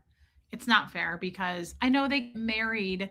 I love that couple. She's like, all I want for Christmas is you. They're so cute. That couple is so cute. Everybody's cute in that movie, but good Lord, don't watch it on an airplane. I was so excited. I'm not kidding. I got my little snacks out. I pulled my tray down. I was like, I have an iPad. Fancy. I was like, this is an Apple. It's not an Android. I was like, it's an Apple product. So I was like, I'm kind of a big deal Ecuadorian, some might say. So I like get out my iPad. I'm feeling cool. I was like, they're like, something to drink, miss? I was like, Sprite. Going to Ecuador. I was all excited. Reese is corrupting the youth. I was like, I'll take a Sprite. Yes. I got my headphones in. I was like, these are also an Apple product. Kind of a big deal. I was like, Apple sponsors me, but Anyway, I know that I'm flying coach. That was a choice. They offered me to be up front, but I wanted to sit back here with the peasants. So yeah, I was like super cool feeling it. I had my organic. Again, I went to Target and I got organic gummy bears. I was like, again, I mean, I don't eat the Haribo brand or however you say it. I get the organic, right? No dyes, nothing like that. So yeah, I got it out. And I was like, it's a great movie. And then it went to the porn scene. I was like, I was like choking on these organic bears. I was so embarrassed. Did you ever call your cell company and let them have it? I need a card. I tried twice, but I was on hold for like an hour and a half. And I just decided, I don't know what to do. I guess I'll have to drive to a Verizon store because I got too pissed and then I forgot about it and fell asleep. Yeah, it was so I'm serious. I want someone to feel this shame with me, this embarrassment. Anybody who's about to board a flight, can you please, I'll pay for it. Like I'll Venmo you. Can you please rent Love Actually and play it just so that I can feel. Here's the thing. If it had been a bunch of people who saw the movie, I feel like that would have been different, maybe. Like I could have been like, you've seen this? Okay. Christmas classic, everybody. Christmas classic. Like everyone's been, I feel like people could be like, oh, I love that movie. No, this was a bunch of non-English speaking people that were going to Ecuador. And so they didn't see it. They didn't know. So I was like, it's not X-rated. I was like, this isn't X-rated. Stop taking my picture. The Ecuadorian children have probably watched way worse than you've ever seen. Let's hope that's not true, Holly Bird, but yeah, it probably is. The children have probably seen much worse. That was incredibly like nervous sweat. That was so awful and embarrassing. I did kind of fast forward through and I did end up finishing the movie, and that is such a good movie. I love that movie. I is a lot of likes, David. Remember when the mom made the octopus costume for the little boy? Thank you, Wendy Brewer. Do you remember that? And she was like, 8 is a lot of likes, David. It was so cute. See, my voice is going away from screaming Rage Against the Machine songs today. So what I wanted to say in particular, now we're away from this horrible story of that movie. The beginning of that movie is so, it's so heartfelt and it makes me so sad. It makes me so, it's so real what he says. Do you guys know what I'm talking about? When Hugh Grant narrates the beginning of that movie, it's just starting. And he's showing the Heathrow Airport in London, all the people, right, say, yeah, are you ready to party with the best of friends? And I'm gonna go down to the river. I love that scene. I love Bridesmaids. It's the Heathrow Airport, and it's so good because he's showing all the people coming together, getting off planes, hugging, all of those things. And he says, what does he say? What's the message? I mean, I know the message, but I want to know exactly what he says, and I can't pull it up right now. He says, I know there's a lot of hate in the world. Like, I know that people are fighting and there's a lot of hate, but he was like, I don't see that. And he says, it's so depressing. But he says, when the Twin Towers were hit, he said, probably Hollybird, that's sad. He says, when the Twin Towers were hit, all of the calls were messages of love, to my knowledge. He says, not hate. And I was thinking about this. I was thinking, I've been zooming out lately. I'm trying not to get so like, what did he say? What did she say? Show me where they said it. I want to see this. I want to know. Like, I'm trying to kind of zoom out and go, I don't care. It's hate. I don't care what he said. That's why a bunch of people were like, go watch what he said. I don't care what he said. What's the message? Hate? Tearing me down? Trashing me? Trashing Tori? Yelling at people?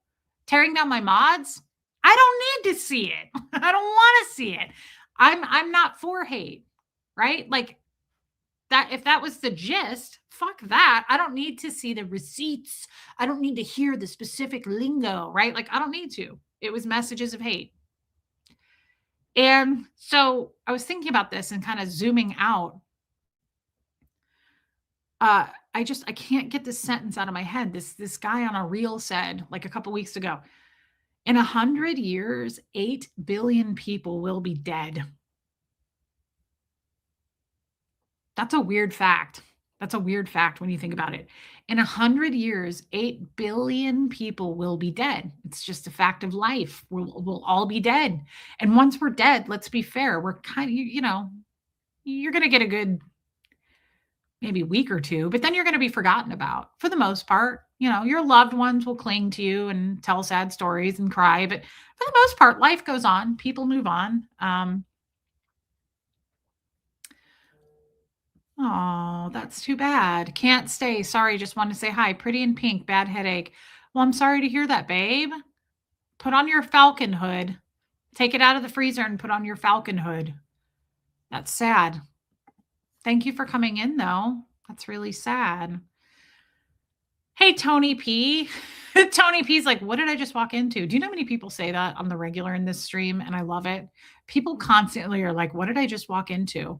Remember the other day when I was singing, I was like, tits in the sun, tits in the sun, tits in the sun. Like Nora walked right in on that. She was like, what is this amazing song? Yeah, feel better, babe. 8 billion people are going to be dead. So it makes me think of, Katie says, that's how you know it's a good stream. I agree. It makes me think of what Hugh Grant said. I'd rather have tits in the sun. Me too, Tony P. It makes me think of what Hugh Grant said.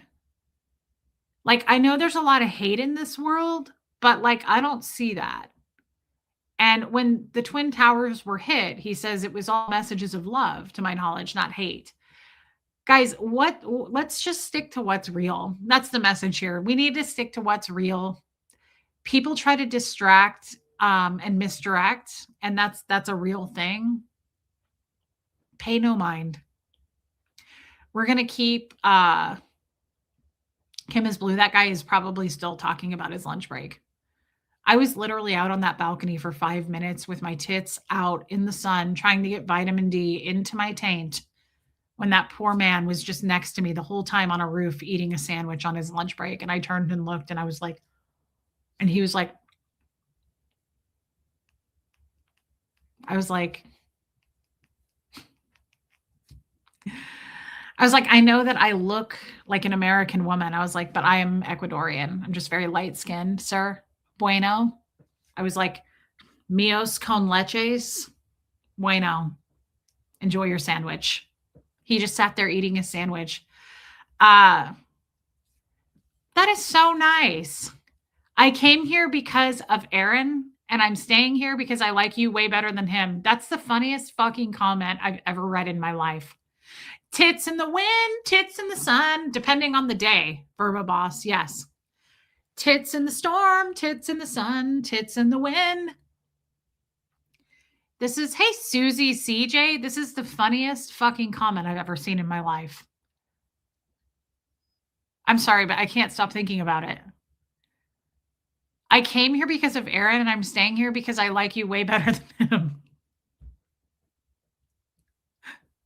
That is so funny. I don't know why that's so funny to me. Holly Bird, you're the only one. Thank you. I'm just kidding. There's got to be a few of you. There's a handful. Thank you, Holly. I hope you never leave. I love you. Thank you. That is great. That's crazy. How many of you are here because of Aaron? So many. That is the Streisand effect. I learned what that means. A seamless tan is nice. Hey, Lisa Reed, Red. I'm not sure. RA1N Bops. It's Rika. Just sending love and good vibes. Rika, welcome in. She is correct for a lot of us. Thank you, Pepperoni Nips. Thank you. Me too. Yeah, I think that's so funny. I came here because of Aaron. Wow. I bet he's bummed out about that. I bet he's bummed out. So what I'm trying to say here is, hey, Miss Sassafras. I first saw you on Aaron's channel and haven't watched any of his bullshit in over a year.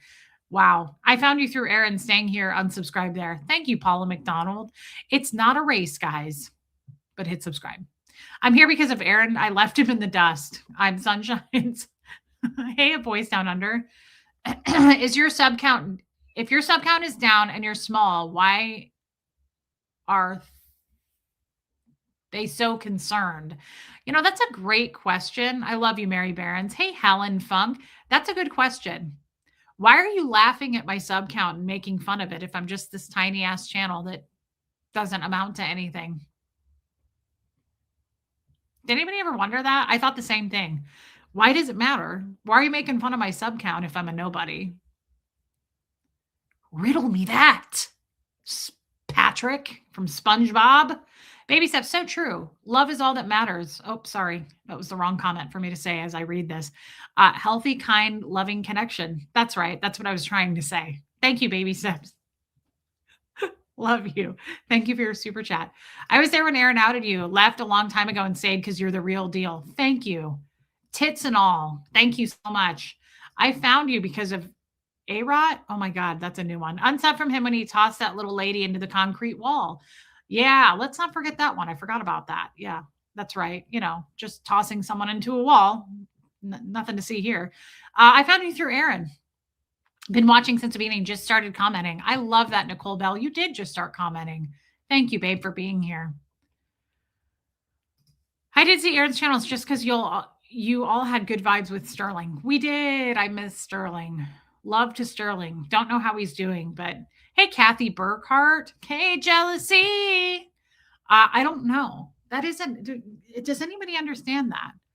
What are you looking at my sub count for? What are you doing over here? Why are you even here if you're making fun of things? Why do I threaten you in some way? Do I make you uncomfortable in some way? What's going on? What's going on? Why are we reposting Nazi posts, making fun of my sub count? We need to zoom out of this, folks. I've got to pull myself out of it, but it is a good question. It is a bit of a good question. What are you doing? What are you doing with your life? Stick to what you know. Okay. Sack of diapers. Hey, Jojo, welcome in. That should make you smile. Many of us found you on Aaron and unsubbed. Oopsie, Aaron, you created Reese. You made her what she is. Deal with it. I have to be honest. I'm a lurker, but first saw you on Aaron's channel. Left him soon after because of how he was treating people. Yeah, I mean, the writing's on the wall. Thank you. Thank you, Lisa. I have to be honest. I don't think Aaron ever knew what to do with me. I think I made Aaron uncomfortable from the get-go. We had great chemistry sometimes, and it was fun and funny. But I think I made him uncomfortable in many ways. And I think this is why I don't stream with a lot of people, because I think even I don't know what I'm going to say. I don't know what's coming out. Like tits in the sun, vitamin D on my taint, right? Like, I think that makes people, I think my mom was right. She went, you're not going to be for everybody, Reese. Not everybody's going to like you. And I think that is finally coming back full circle. So that isn't fair to Aaron. I feel bad that I made the guy uncomfortable. Yeah, so Caljoy, I get it. Here's the thing. I don't support any man that tears down women. I support women's rights and I support women's wrongs because we are wrong too. But you're socially unpredictable and don't follow his scripts closely enough. Yes, he was uncomfortable. Kim is blue. I think almost every man I've ever streamed with has been uncomfortable, including Jeff. I think Jeff was the most uncomfortable.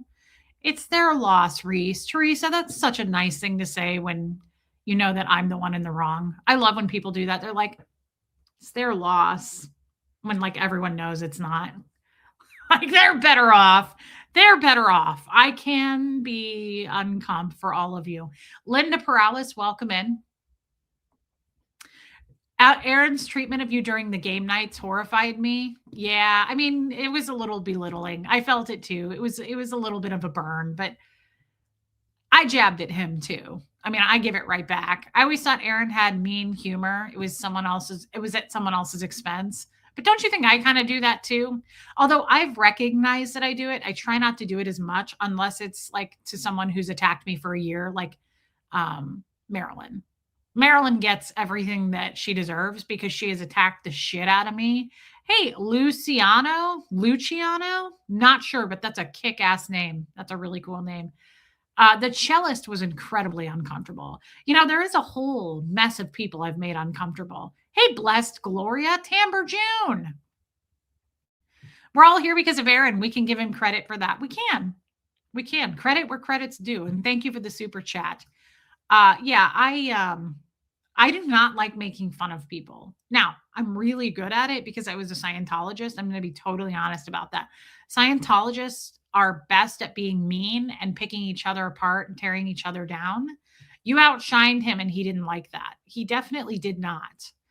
I haven't watched him since he was looking down his nose about the issue with Tommy. A week later, Jenna blows his spot and he was the fool. I never looked back. Well, he did. That's the thing. Those guys, him and his crew of people, definitely love to laugh at others and make fun of them. But the problem is everybody has skeletons. Everybody does, right? Is that type of demeaning humor a Scientology thing, do you think? Yes, I think. Oh, good, Leslie. I'm glad you're back. I do think that. But let's be honest. I've met a lot of people who have that kind of mean humor who are not Scientologists. But yeah, I think it comes from Scientology in our cases. I'm good at that kind of humor too. I think I realized Tommy is the one who made me realize that I was doing it when we were together and we used to stream a long time ago. I'm talking about. I would poke at Tommy and make him uncomfortable. Hey, dip me in glitter. And I think that's all life is, right? Like you have to realize, hey, Barry Snyder, you have to realize your faults. You have to realize when you're doing wrong. And you don't do that unless you look inward, right? Like how many people, like, have you tried to point something out and they're like, I don't do that because they're not willing. The student is when the teacher, what is it? When the student is ready, the teacher appears, right? When you're not ready to take accountability, hey, Sharon Marks, there's reasons for that. People are in denial. They don't want to look inward. I was ready to do that with therapy. And I realized how much I did that, like poke at Tommy. I like that kind of dark humor, but it's not for everybody. And you shouldn't do it to someone who's not willing to participate back with you in it. That's all. There's a time and a place for it. I think I did it pretty well with Aaron, but we are here to learn and grow. Sharon's journey. I have to blow my nose again. Hold on.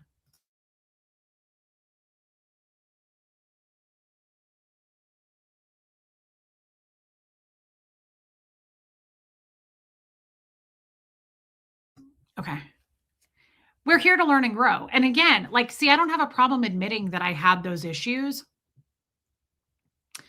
And I think I overdid it. I think I overstepped. I think I was a little bit too mean. But if you knew me, I haven't streamed with Tommy in a while, Luciano. I have not. He's been doing so many shows. Tommy's on fire doing stuff on his channel, and I'm just kind of letting him do that. So maybe eventually, but just right now, he's doing like 3 shows a day. And I think it would wear him out. He's doing all that research for those shows. Like it's just too much. I don't want to add to his plate. If you knew me back when I was a Scientologist, guys, I was really, really mean. I was very got my rocks off having that kind of dig at people humor, but you would have never noticed it because I hung out with other Scientologists and they all did it. You have to understand that. Like it's a snitch culture. Everybody's telling on each other, everybody's writing each other up, and everybody's kind of digging. That's their humor. It's like a dig. And there's so many things about like Scientological habits that I had. There's also being big enough man to understand and support the shtick. Yes, being a big enough man to understand and support the shtick. It's definitely also a shtick. She's right. Like there's a lot to it that I will say that's true. Like I do enjoy that kind of humor, but again, I want a willing participant. And I feel like I know there's a line in the sand that you don't cross. I would never like want to really hurt or attack someone with humor because then it's not humor anymore. That's being cruel, right? So there's a difference, and I feel like I'm really good at it. And Aaron was probably a participant in that because he's still very Scientological. Debbie, thank you. That's a good point. And thank you for your super chat, Deb. But I don't think it's cool to do that to people who are not prepared for it. Exactly. Christy Nicole, a playful banter can be fun as long as boundaries are respected. And I think the person is equipped. That's the point. Not everybody has that kind of humor. Not everybody is equipped to banter back. Like, I would never do that with certain people because I'm also I would say one quality I really like about myself, I can read the room. I'm pretty good at reading the room. So, like, I feel like I can match somebody's energy and be silly with them if they're silly. I'm not gonna be that way. I'm gonna act more professional, right? If someone is more professional. I can read when it's appropriate and when it isn't. But when it is, it can be very fun. I love that kind of banter, but it's not for everybody. And a lot of times when I did it with Tommy, he'd participate. But boy, oh boy, you could read the chat. And there were a lot of people that were like, geez, Reese. Like there was a lot, like there's even some people now that I question. I question some people who follow me because I am very I always say this, raised by George Carlin. I use a lot of dark humor. Comedy is my thing. And some people are very serious and they can't tell that it's comedy. And so they will leave me some comment like, I can't believe you just said that. Hey, Joan Marie, welcome back. Wow, I love that you came back. Um, it's humor.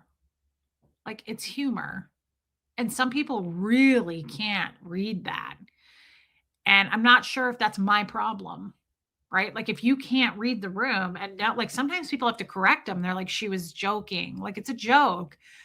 I'm not going to be for everybody and not all comedy is for everybody, right? There's different styles of comedy and sometimes I'm on, sometimes I'm not.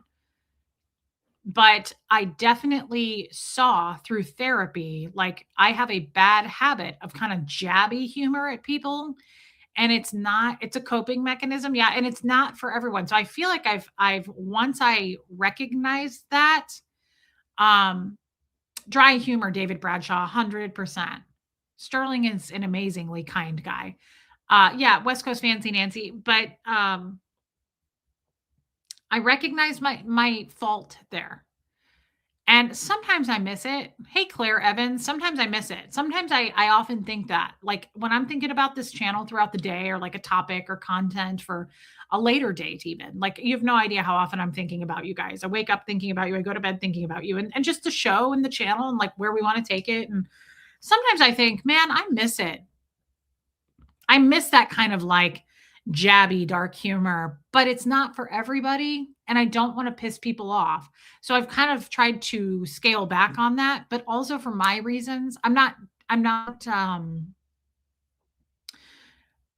certainly not going to change for somebody else.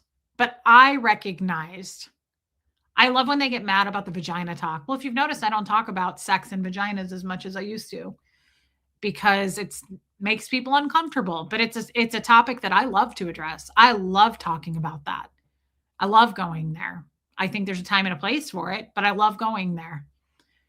But I sometimes miss it. I sometimes miss it, but I also realized that it's not funny to make fun of people. There's humor, there's dark humor, and then it's like going for someone at their expense, like someone said earlier, right? I don't like that. I don't think that's funny. But I'm good at it and I will fucking do it. I will pop off on somebody if they deserve it. If you're coming for me, I am all bets are off, right? All bets are off. So if you're making fun of me and if you're reposting shit from a Nazi and then trying to back your words up and say I don't associate with Nazis, okay. Um like that sounds like something that should get checked out. I don't know. I'm concerned in many ways, but I absolutely will zing right back. And I just, again, I don't think that we're matched up as far as the battle of the wits. I don't think it's a good idea, but don't fucking come for me because now if you do, the floodgates are open, right? One of the reasons I did not attack Marilyn back so hard, even though she really, really tried to light me up. One of the reasons I didn't is because, thank you, Molly Moon, it's not my style. And I've said that it's not my style. I don't do that kind of content. I don't want to. It's not where I want to go. But one of the reasons was, you know what's interesting about that? is the last conversation, in person conversation. Aaron was driving me to the airport last time I was at his house. And we were talking about Marilyn in his car, his rental car. And I said, that girl, I said, I don't really know like why she's a part of this community. She's like kissing everybody's ass. I don't get it. I was like, she's weird. And I feel like she's going to turn. I said, I just get weird vibes. Something's not right. And I said, I feel like one of these days she's going to turn on me. And I said that. And he said, she'll never do that. She'll never do that. And I said, how do you know that? Hey, Carrie Ann. And he said, one, because you're on my board and she won't do that. He said, two, because she doesn't do anything without me telling her what to do when it comes to that. And I said, really? And he said, yeah, she would never do that without me first allowing something like that. And he said, you're my friend. She won't come for my friends. And then the second I quit that board, she came flying, right? Which I'm not trying to bring all this shit back up, but it's an interesting topic because I didn't ever fight back much with her. I did what did I do? One video? 2 videos at the most? I remember one I titled, This One's For You, Marilyn. That might have been the only video I did. And I think I took it down. I'll have to go look. And the reason I took it down was like the long con. I don't like attacking people. I don't do that kind of shit. It's not for me. I will do it. I don't like doing it. That's what Scientologists do. And there's enough of hate in the world. I don't like it. But the main reason I didn't do it is because I knew if I keep coming for her, Aaron's going to come for me. And I don't want to fight him. And I said that to my mods. I was like, good, guys, if we have to have a war with Aaron because he does that, you want to go to war, like, come get some, right? I was like, I don't want to do that. I do not want to waste my time on that. But the war came to us and I'm hoping it's over. I don't think it is. I think there are plenty of bullets in the chamber coming my way. But we didn't choose it. It came to us. And now this dude has his sights set on me openly out there for everyone to see. So if she comes this time, if she starts clapping back, right? I have plenty to say and I will. I have no problem doing that. I will absolutely fucking eat all of that alive and spit it the fuck out. I will not allow anybody to trash me like that anymore. That girl did that long enough. If you go look at her videos, Reese, Tommy, Reese, Tommy, Nazi, right? Like, yeah, the gloves are off. So I decided today as I was singing that beautiful tune by Rage Against the Machine called Killing in the Name of, fuck you, I won't do what you tell me. Right, yeah. Now you're under control. Now you do what they told you. That actually made me think of her today. Now you do what they told you. Now you're under control. Now you do what they told you, right? Yeah. So I'm not under anybody's control. I'm not on anybody's payroll. I'm not, hey, Bo Beats. It feels so freeing to not be under anybody's control. So if you want to laugh at my sub count, laugh at the sub count. But the fact is, I got no man in my life telling me I'm going to do this kind of content or I'm going to do that kind of content or you're going to attack this person. Nobody's fucking running me. Nobody's telling me what to do. I have now look, I can be bought again, right? I mean, you can bet on this horse, but it's going to cost. Okay. Nothing's free. So is it for sale for the right price? Is it free? No. Yeah, respect goes a long way in this world, Joan Marie. So we're not looking for a fight.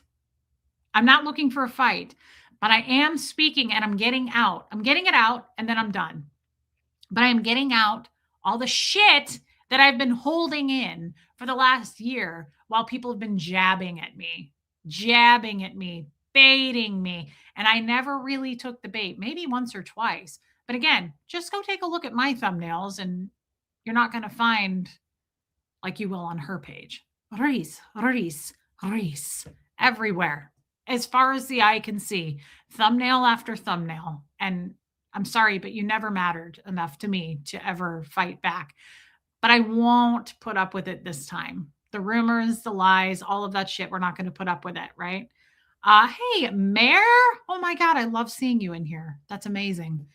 I don't know why that had to come out, but it needed to come out. It needed to come out. I needed to say that. I needed to speak it into existence and just make it known that no one's silencing us here. I'm not going to be afraid and go, I don't want to say anything. Vent or you lose your mind.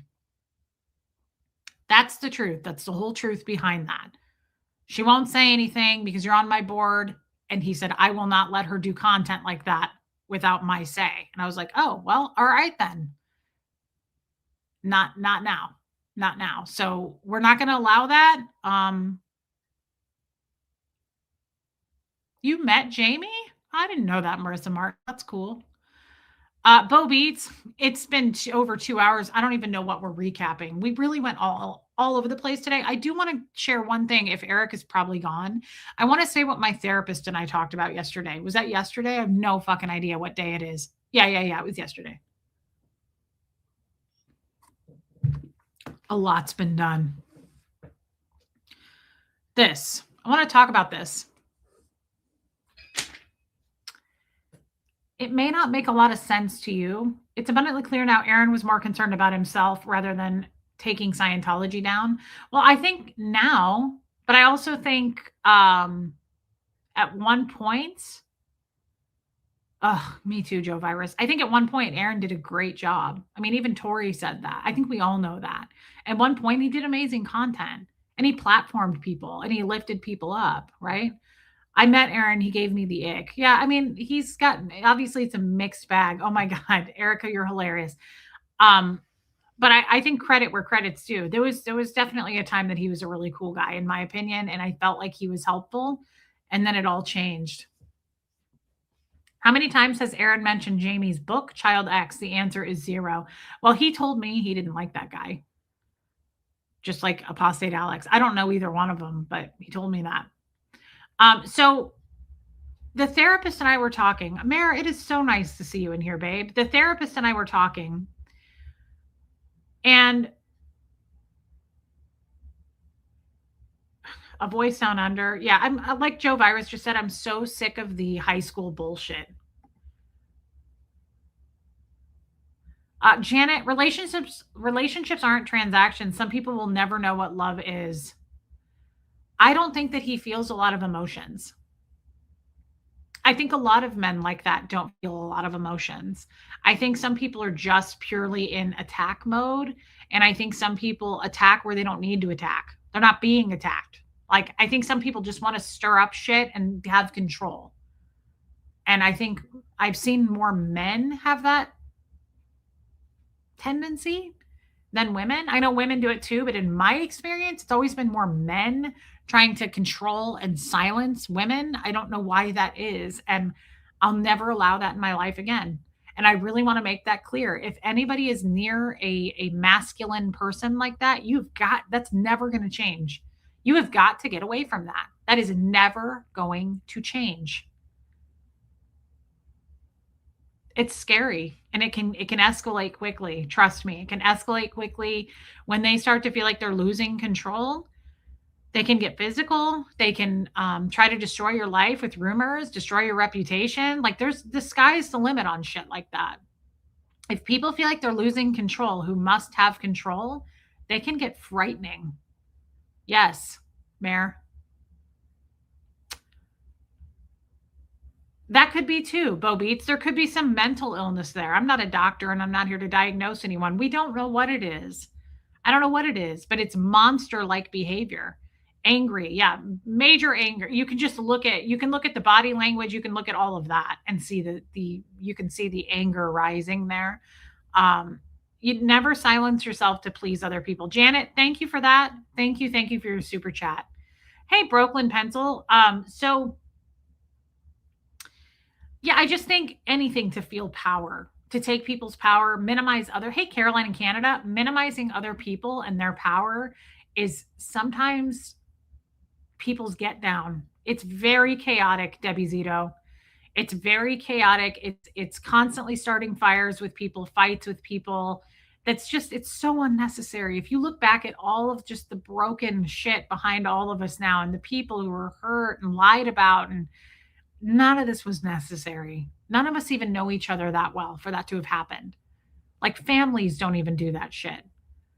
They do, but I mean they shouldn't. It's so unnecessary. We don't even know each other that well to be attacking each other like this. It's really sad. It bums me out big time. And I know a lot of people have left the community over it. A lot of people have unsubscribed from everyone and just said, fuck this. This is not the movement that I was supporting. And that makes me feel sad. I hope that my big hope is this. I don't wish for Aaron to go to jail.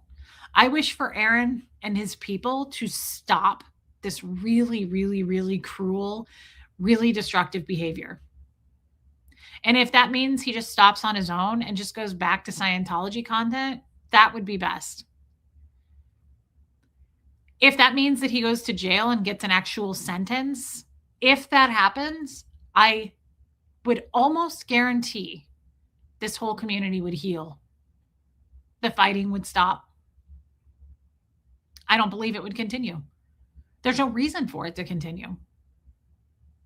The only reason I'm talking about him tonight is because he came for me. How many people in here have followed me forever? We don't do content like this. I don't talk about people. But he came for me, and his crazy mods came for me for the last year. Enough. Right?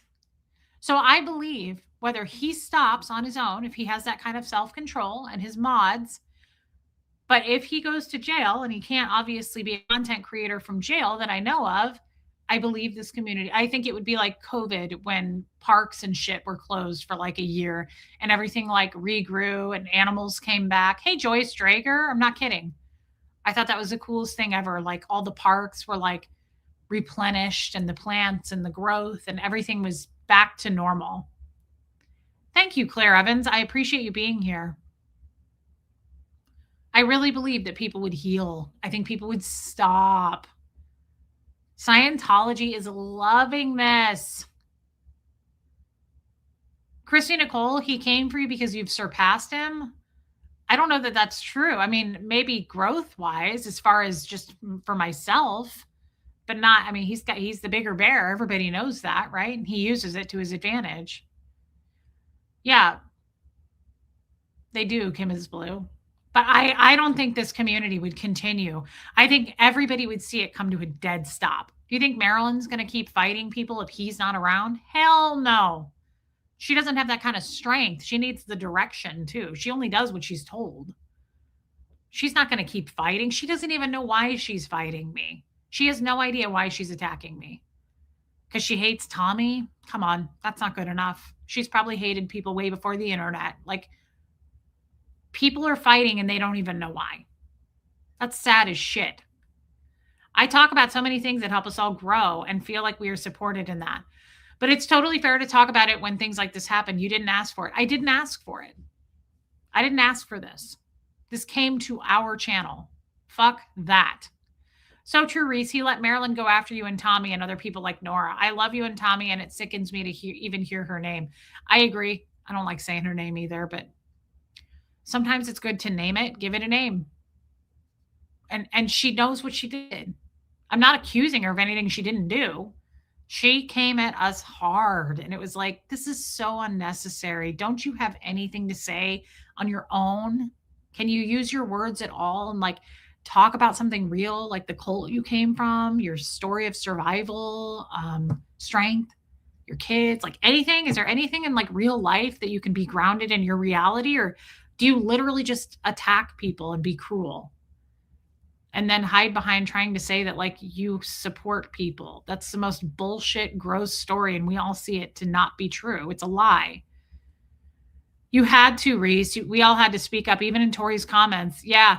Well, I like what Tori said. She goes, I wasn't going to name him, but he's naming all of us. This is what you get. Now people are all speaking out. fucking backfired. That's how I see this. You attacked too many people and now they're all speaking out. Like, had you never have done that, no one would have come for you. No one would have mentioned you. No one would be saying anything. You have to understand that this is consequences now to what you did. None of these women would be attacking Aaron. He's not, no one is important enough in my life to be just attacking them. You have to understand that. Like, I'm here to just grow and learn from my mistakes. But like, you come for me, now all bets are off. And that is because of what you did, not me. I love how people are like, Reese is just doing it now. Like, no, Reese is standing up for herself and using her voice because she was attacked and lied about and tore her reputation through the mud. Fuck that. There's too many voices coming out now saying I was also victimized by Aaron and his crazy ass squad of people. Like, Marilyn should have never had a beef with me. We streamed together. That came out of nowhere. Women have had enough bullies, Mare. And even just talking about his mods like that, I was like, this is how he feels about you guys. Wake up. What was it? A handicapped monkey can mod? Whoa. That is such a dig. It's so cruel. That's not true. Modding is seriously hard work, and I would never just let anybody mod. No way. He can control who his mods can and can't attack. He said he stopped SPV Tattoo Warrior from attacking Reese while she was his mod. That's right, because I was on his board. He told me that too. He told me that in person on the phone. He said, I will never let her attack you because you're on my board. If you notice, the second I left the board, that's when it all came flying at me.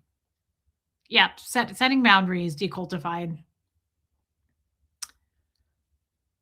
So disrespectful of his mods. He got his ego hurt because you and Tori had a wonderful stream. He thought she was under his influence. Guess he was wrong. And she still didn't say anything. Correct. Yeah. And I just have to say, super, super grateful to Tori for that. She used her voice. She was so classy. And just the whole thing made so much sense the way she just put it out there. And I'm so thankful that she did use names, that she did tell the whole story, because she said she wasn't going to. And then she was like, no, it makes sense to. He's using our names. There's a good reason to defend yourself. These are people who are misrepresenting you on a public platform. Absolutely. This is my brand. This is my name. And you guys are making fun of me and cracks and jokes and dragging my son into it at times. Fuck that. And now we're laughing at my sub count as if that's the most important thing. That's the last thing. This is real life. These are people's lives. Is it also YouTube and the internet? Yes, that means we can step away from it and go into our real life and the real world and touch grass. But it's also tarnishing people's reputations. That's fucked up. No one gives a shit about numbers. No one's thinking about sub counts right now. So fucking lame. He fell apart once the aftermath let him go. A foundation he was the vice president. When I started watching him, he had ASL VP under every stream. He boosted everyone and did fundraisers. It was a big hit to his ego and he spiraled. I could see that, actually. Yeah, I could see it. I was kind of new on the scene when all of that happened. But yes, I think that there's a lot of truth to that, Armine. There's probably a lot of reasons why he is the way he is now. Thank you for being a member. I love you, Armine. My mods are amazing. West Coast Fancy Nancy, thank you. Thank you for your super chat. Everything lost momentum when Rinder died. Sad. Wish I could have met Mike Rinder. I really do. He really inspired me on that show. Him and Leah both. So yeah, Tori is wonderful. I love her. And I know I've been saying this, and this is on me. This is on me. And I take total accountability for this. I talked about it again today, and I know I've been like, we're not going to do this anymore. We really do need to stop talking about it. Not just me, all of us. We need to stop talking about it because I don't want to continue this back and forth shit. The only reason I feel like I continue to talk about it is I have had to be silenced for so long about it. You know how I've always said, I don't talk about Aaron. You know how I say, like, I wish him the best. I hope he, like, I was walking on eggshells. I didn't want to say shit. I didn't want to say anything. I don't want him coming for me. Now I'm not afraid of him anymore. The power is all back on my side. He doesn't have any of my power. Tommy said he's not feeling well. He has a headache. Yeah, he gets headaches. He's prone to migraines. So now that I'm unafraid, I'm actually really thankful that Aaron pulled this shit and came for me, because in many, many ways, it was incredibly therapeutic for me to finally say something. I always took the high road.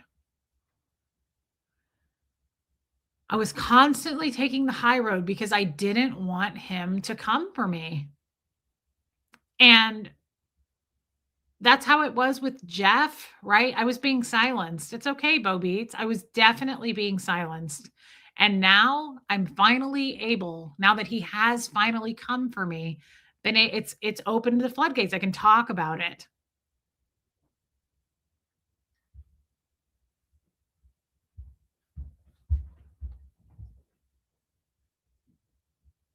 Yeah. And so thank you for letting me do that these last few streams. But honestly, this is not, I don't feel good doing it. I feel good getting it out. I feel good talking about it. But at the same time, this isn't the kind, I mean it. I don't do this kind of content. If they continue to come for me, thank you, Tampa A. If they continue to attack and come for me and point all of their shots this way, then I will talk about it. I will definitely talk about it. I will fight back. I don't want to. That's the point. I don't want to. And I think I'm just letting all the steam off now. I'm just, yeah, West Coast Fancy Nancy, I was keeping my mouth shut. It was hard for me to do, and I wanted to talk about it, but I was absolutely keeping my mouth shut. I knew what he would do. Yeah, it's a release for me at this point. Getting it out was much needed. I feel so much better. I feel healthier. I really do. I'm sleeping better. Um, it was kind of like the gestures. Do you remember when I was in my basement in Kansas City and I was said to you guys, like, there's so many things I wish I could say, but I can't say it? I was upstairs in my house almost daily with Jeff going, "You will not talk about that. Don't you ever talk about that." It was awful. Jeff would sit with me on stream and I would like smile through it and have a commercial for what a marriage looks like, but it wasn't that at all. Hey, Castay, welcome from New Zealand. Thank you. Wow, what a kind thing to say. So this is now that. I'm finally able to talk because he came for me. Ask my mods. They know. They've known this all along. My mods know everything. They've known this all along. How many times, mods, have I said, like, we don't mention Aaron, we don't fight back, we just simply smooth over it and go, I don't know, guys. I don't know, but we wish him well. I mean, I don't want to fight him. I would have never said anything. That's the thing too. He came for me and now I'm talking. I still would have never talked. If Aaron would have never come for me, I would have never talked. I'm not like foaming at the mouth, right? I would have kept this shit to myself. Yeah. But he came for us. He came directly for us, and he's probably going to continue to do that. And his mods are probably going to do that too. And now we're prepared. Now I'm not holding back. I don't have any, there's no reason for me to walk on eggshells anymore. And that's my point. We're never going to do that again. No one's ever, no man, no woman will ever silence me again. I will not put myself in that position. The last thing I want to say was about, wouldn't the best revenge be to ignore them completely? They are so insignificant in the big picture. Don't deserve us giving them air. Vicky C, yes, in the grand scheme of things, you are correct. But Vicky C, you put yourself in my position. This abuse has been going on for a long time behind the scenes. And his mods have been jabbing his mod, I guess I should say. I think that creepy George guy has too, but as far as I know, that guy's like really insignificant. Uh, his mod has been jabbing at me, right, for over a year. So Vicky C, yes, like that's the ladylike thing to do. Yes, that's the classy human thing to do. Yes, that's also what we would do because Osa would love if we just keep doing it.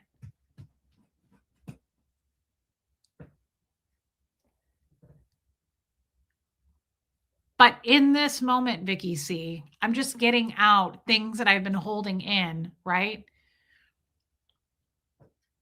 Well, Martin, you make up your own mind about it. I'm just getting out things that I've been holding in for a long time. It feels good to talk about it, and it feels good to just, it's very therapeutic for me to get it out. But this will never become a I hate Marilyn channel. I don't hate her enough to even give that much more airtime.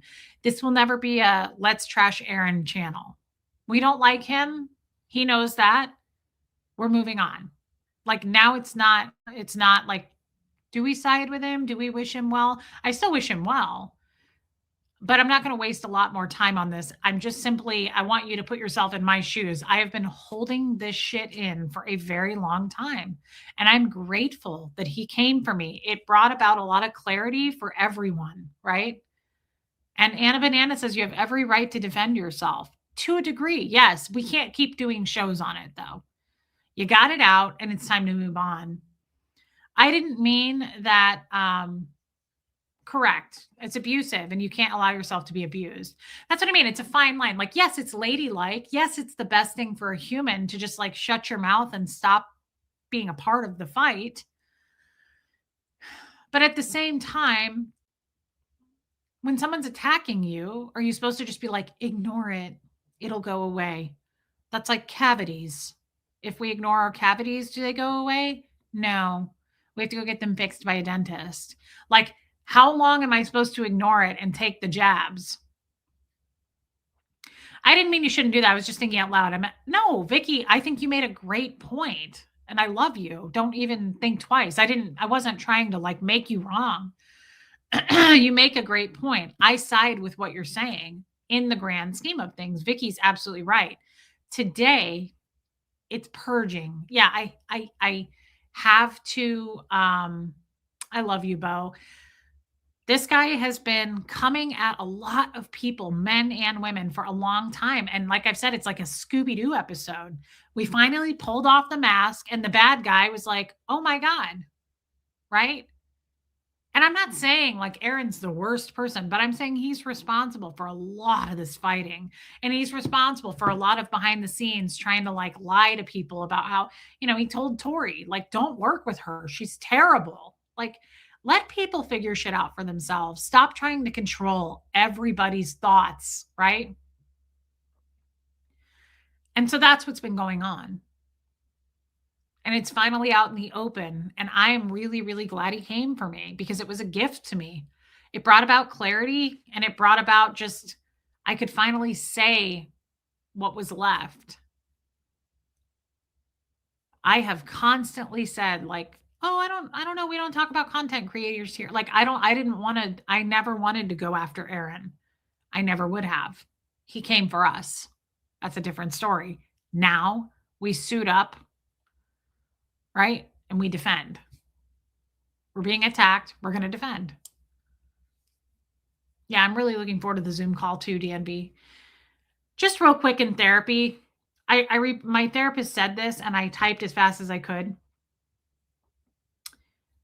My therapist said, I want people who support me based off of the challenges. Well, he said you, but I changed it to I, obviously. Oh, it's total freedom. Yeah, Christy Nicole. He gave me the gift of freedom is what Aaron did. I feel bad honestly, I feel bad. Shields up. I feel bad for Marilyn. I feel bad for his mods because they can't do anything without his say. They can't say anything. They can't do anything. They can't step out of line and they know it. They are owned by him. Absolutely. Bought and paid for. They can't do shit. Oh, Mayor, Tori's amazing.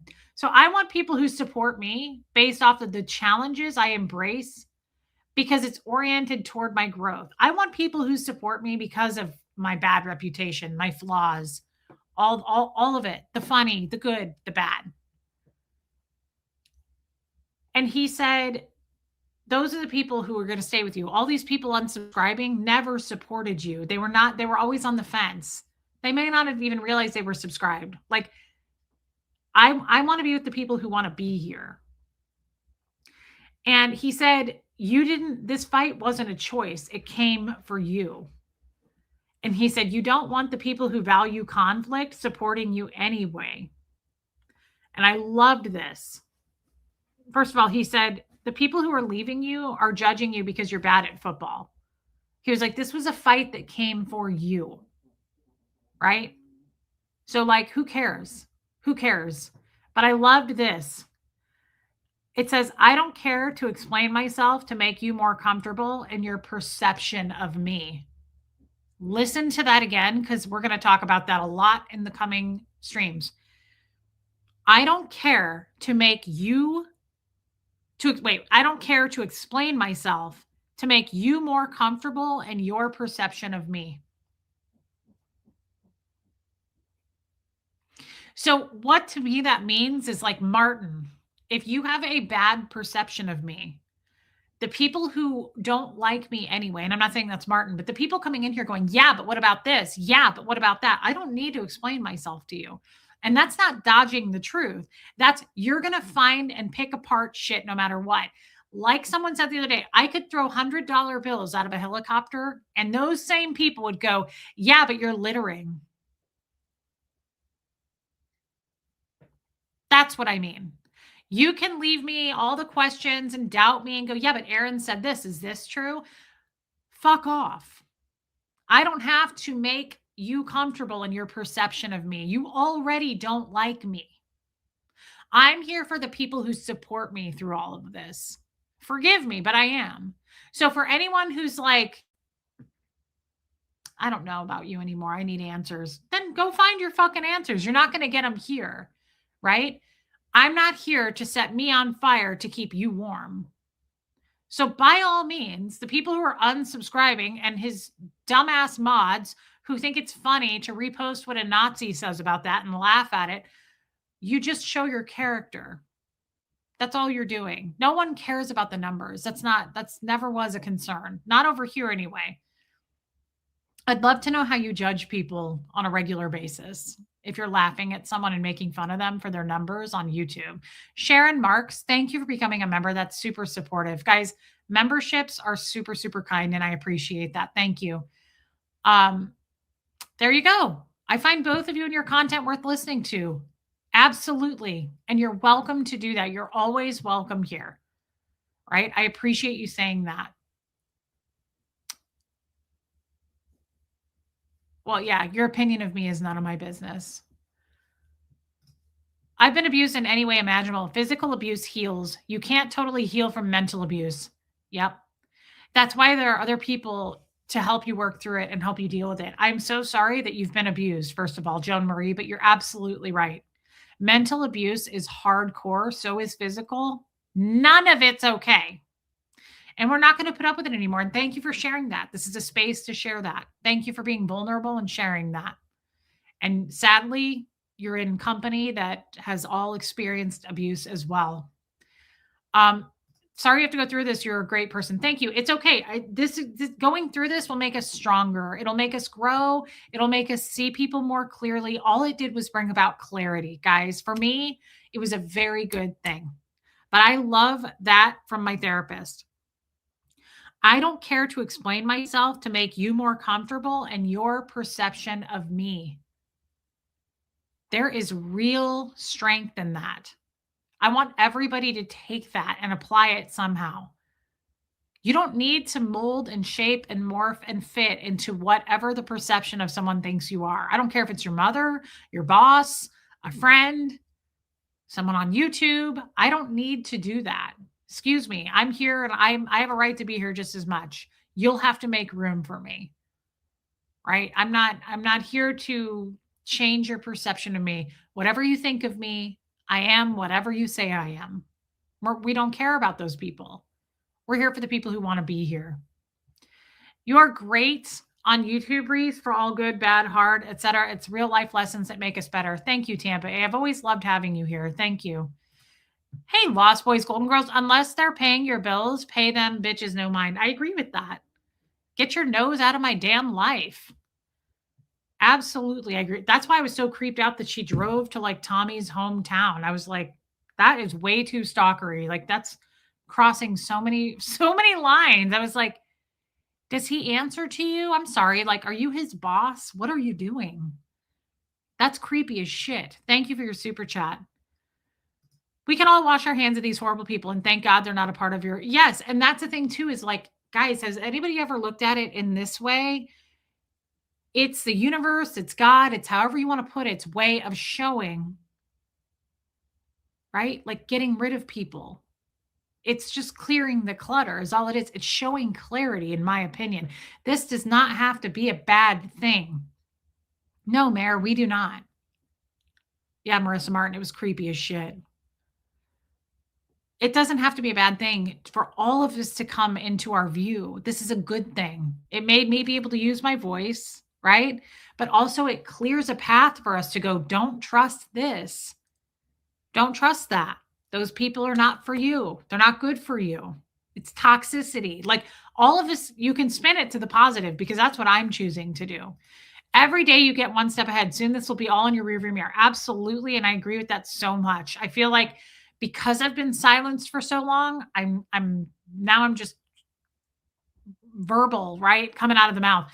But I need to tamper that back down because it really doesn't help anybody. It just helped me. Therapeutically, it helped. But now we need to get back on it. And I know I've said that the last couple of streams, and that is on me. Good night, Joan. Love you. I know that's on me. And it's time to move on from that. So we're going to do that, but it felt good to talk it out, to get it out. I appreciate you guys listening to me about it. I didn't know he was doing a stream, so he must be feeling better. That's good. If only he knew that each of the channels he is crapping on are gaining new subs and members. Well, like I said, they call that the Streisand effect. Like it kind of backfired. Maybe all of this showed who Aaron really is. Unfortunately, you believed that he was a different person. I think all of us did. It's not a fight. You do not hold space for drama and conflict. Onward. Correct. And we don't hold space for people who thrive on conflict and drama. That's what I'm trying to say. Like the people who are unsubscribing thrive on conflict and drama. We don't want that here anyway. It's just cleaning up the clutter. That's all we're doing. It's a good thing. So make fun of my numbers going down by all means, because I've always believed in quality. I will take quality people like the ones in this chat right now over quantity. I would hate to have a giant channel of snakes and serpents and stab in the back type of people. I wouldn't want that. Trashy ass, awful drama, conflict people. I would much rather have a smaller, quality filled room of people that are here to listen and open up and be vulnerable and chat with. So you laugh at those numbers. We're proud of them. I love you guys. I'm sorry I went so long. I'll be back tomorrow.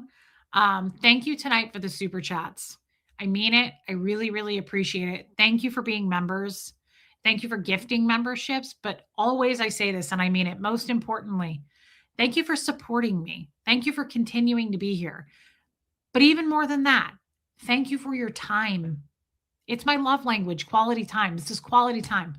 Thank you for that. I'm not love bombing. This isn't a master class in love bombing. This is called no more following the code of no HE&R. We show human emotion and reaction here. That doesn't mean that we're fake. That doesn't mean that we're love bombing. It's just showing human emotion and reaction. I wasn't allowed to show that my whole life. And so I'm grateful for being able to cry, laugh, gush about somebody I love, like Tori. She led with her story. It shows us all how she was bullied for 8.5 years. She sees the same as going on for you. She did say that. Yeah. Lacey, thank you for gifting memberships. People love that. Thank you. Thank you. Thank you, Lacey. So thank you for your time. I realize you have a choice. And like, it just blows my mind that almost 300 people sat here for 2.5 hours. Thank you. Thank you for just being a part of this group. And mods, thank you, thank you, thank you. Okay, thank you, Armine. You didn't have to do that. This is a safe space for you to discuss. Thank you. Yes, it is. Um, Thank you to the new people. Thank you to the people who just were here to support and show their love and just be honest and open. And we are flawed. No one said we weren't. I have made mistakes. I never said I hadn't, right? But you accept me anyway, and I accept you. So thank you. Thank you for all of us just being really good humans. I realize that I went too far. I've bullied a little bit. I've been a bit of an asshole. I need to scale back on that. I would never bully somebody that didn't have it the fuck coming. And that woman has been fucking with me for over a year. And I'm sorry, I'm just getting the rest of that out. I hope you understand. If you don't, I get it. But I have been holding back for a very long time on her, and I'm not now. I'm not now, right? So I hope that she stops for her own good. I really do. But we are better than that. And I realize that I definitely, it's like angel devil. Like I get pulled into it and I'm like, I kind of want to go for it. Thank you, J Jaggers. But I know better and I want to be better than that. It's just hard for me because that person came after me and my son and Tommy for a very long time and lied about me and trashed me. And I held back because of Aaron. And I just,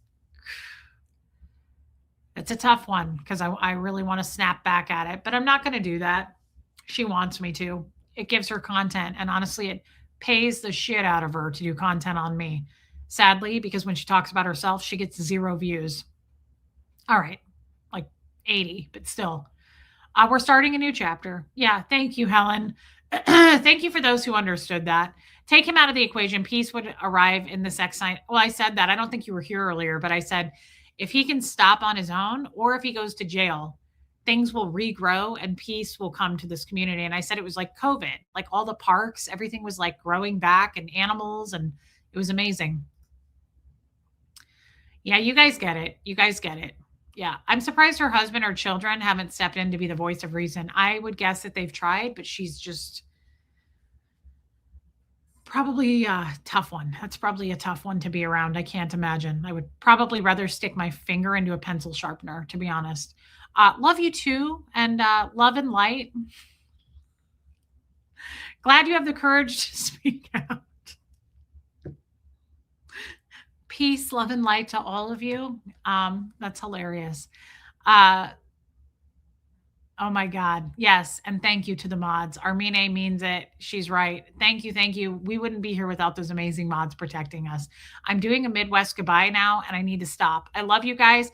Hit subscribe, hit the like button, hit the hype button. Just do one of them. Do all 3. Just try for me. Love you, Lumen. I can't wait to see you guys on Sunday in the Zoom call. Yeah, she's lost, but there's no excuse for what she supports. She's not that dumb. She knows what she's supporting, and I think it's going to backfire. I really do. I don't have the best feeling about it. Love you, Jojo. Mayor, I'm so glad I got to see you again. Thank you, everyone. I mean it. I love you. I'll see you tomorrow. I'll try to do better. I mean that. All right, here comes Fred. Good night, guys.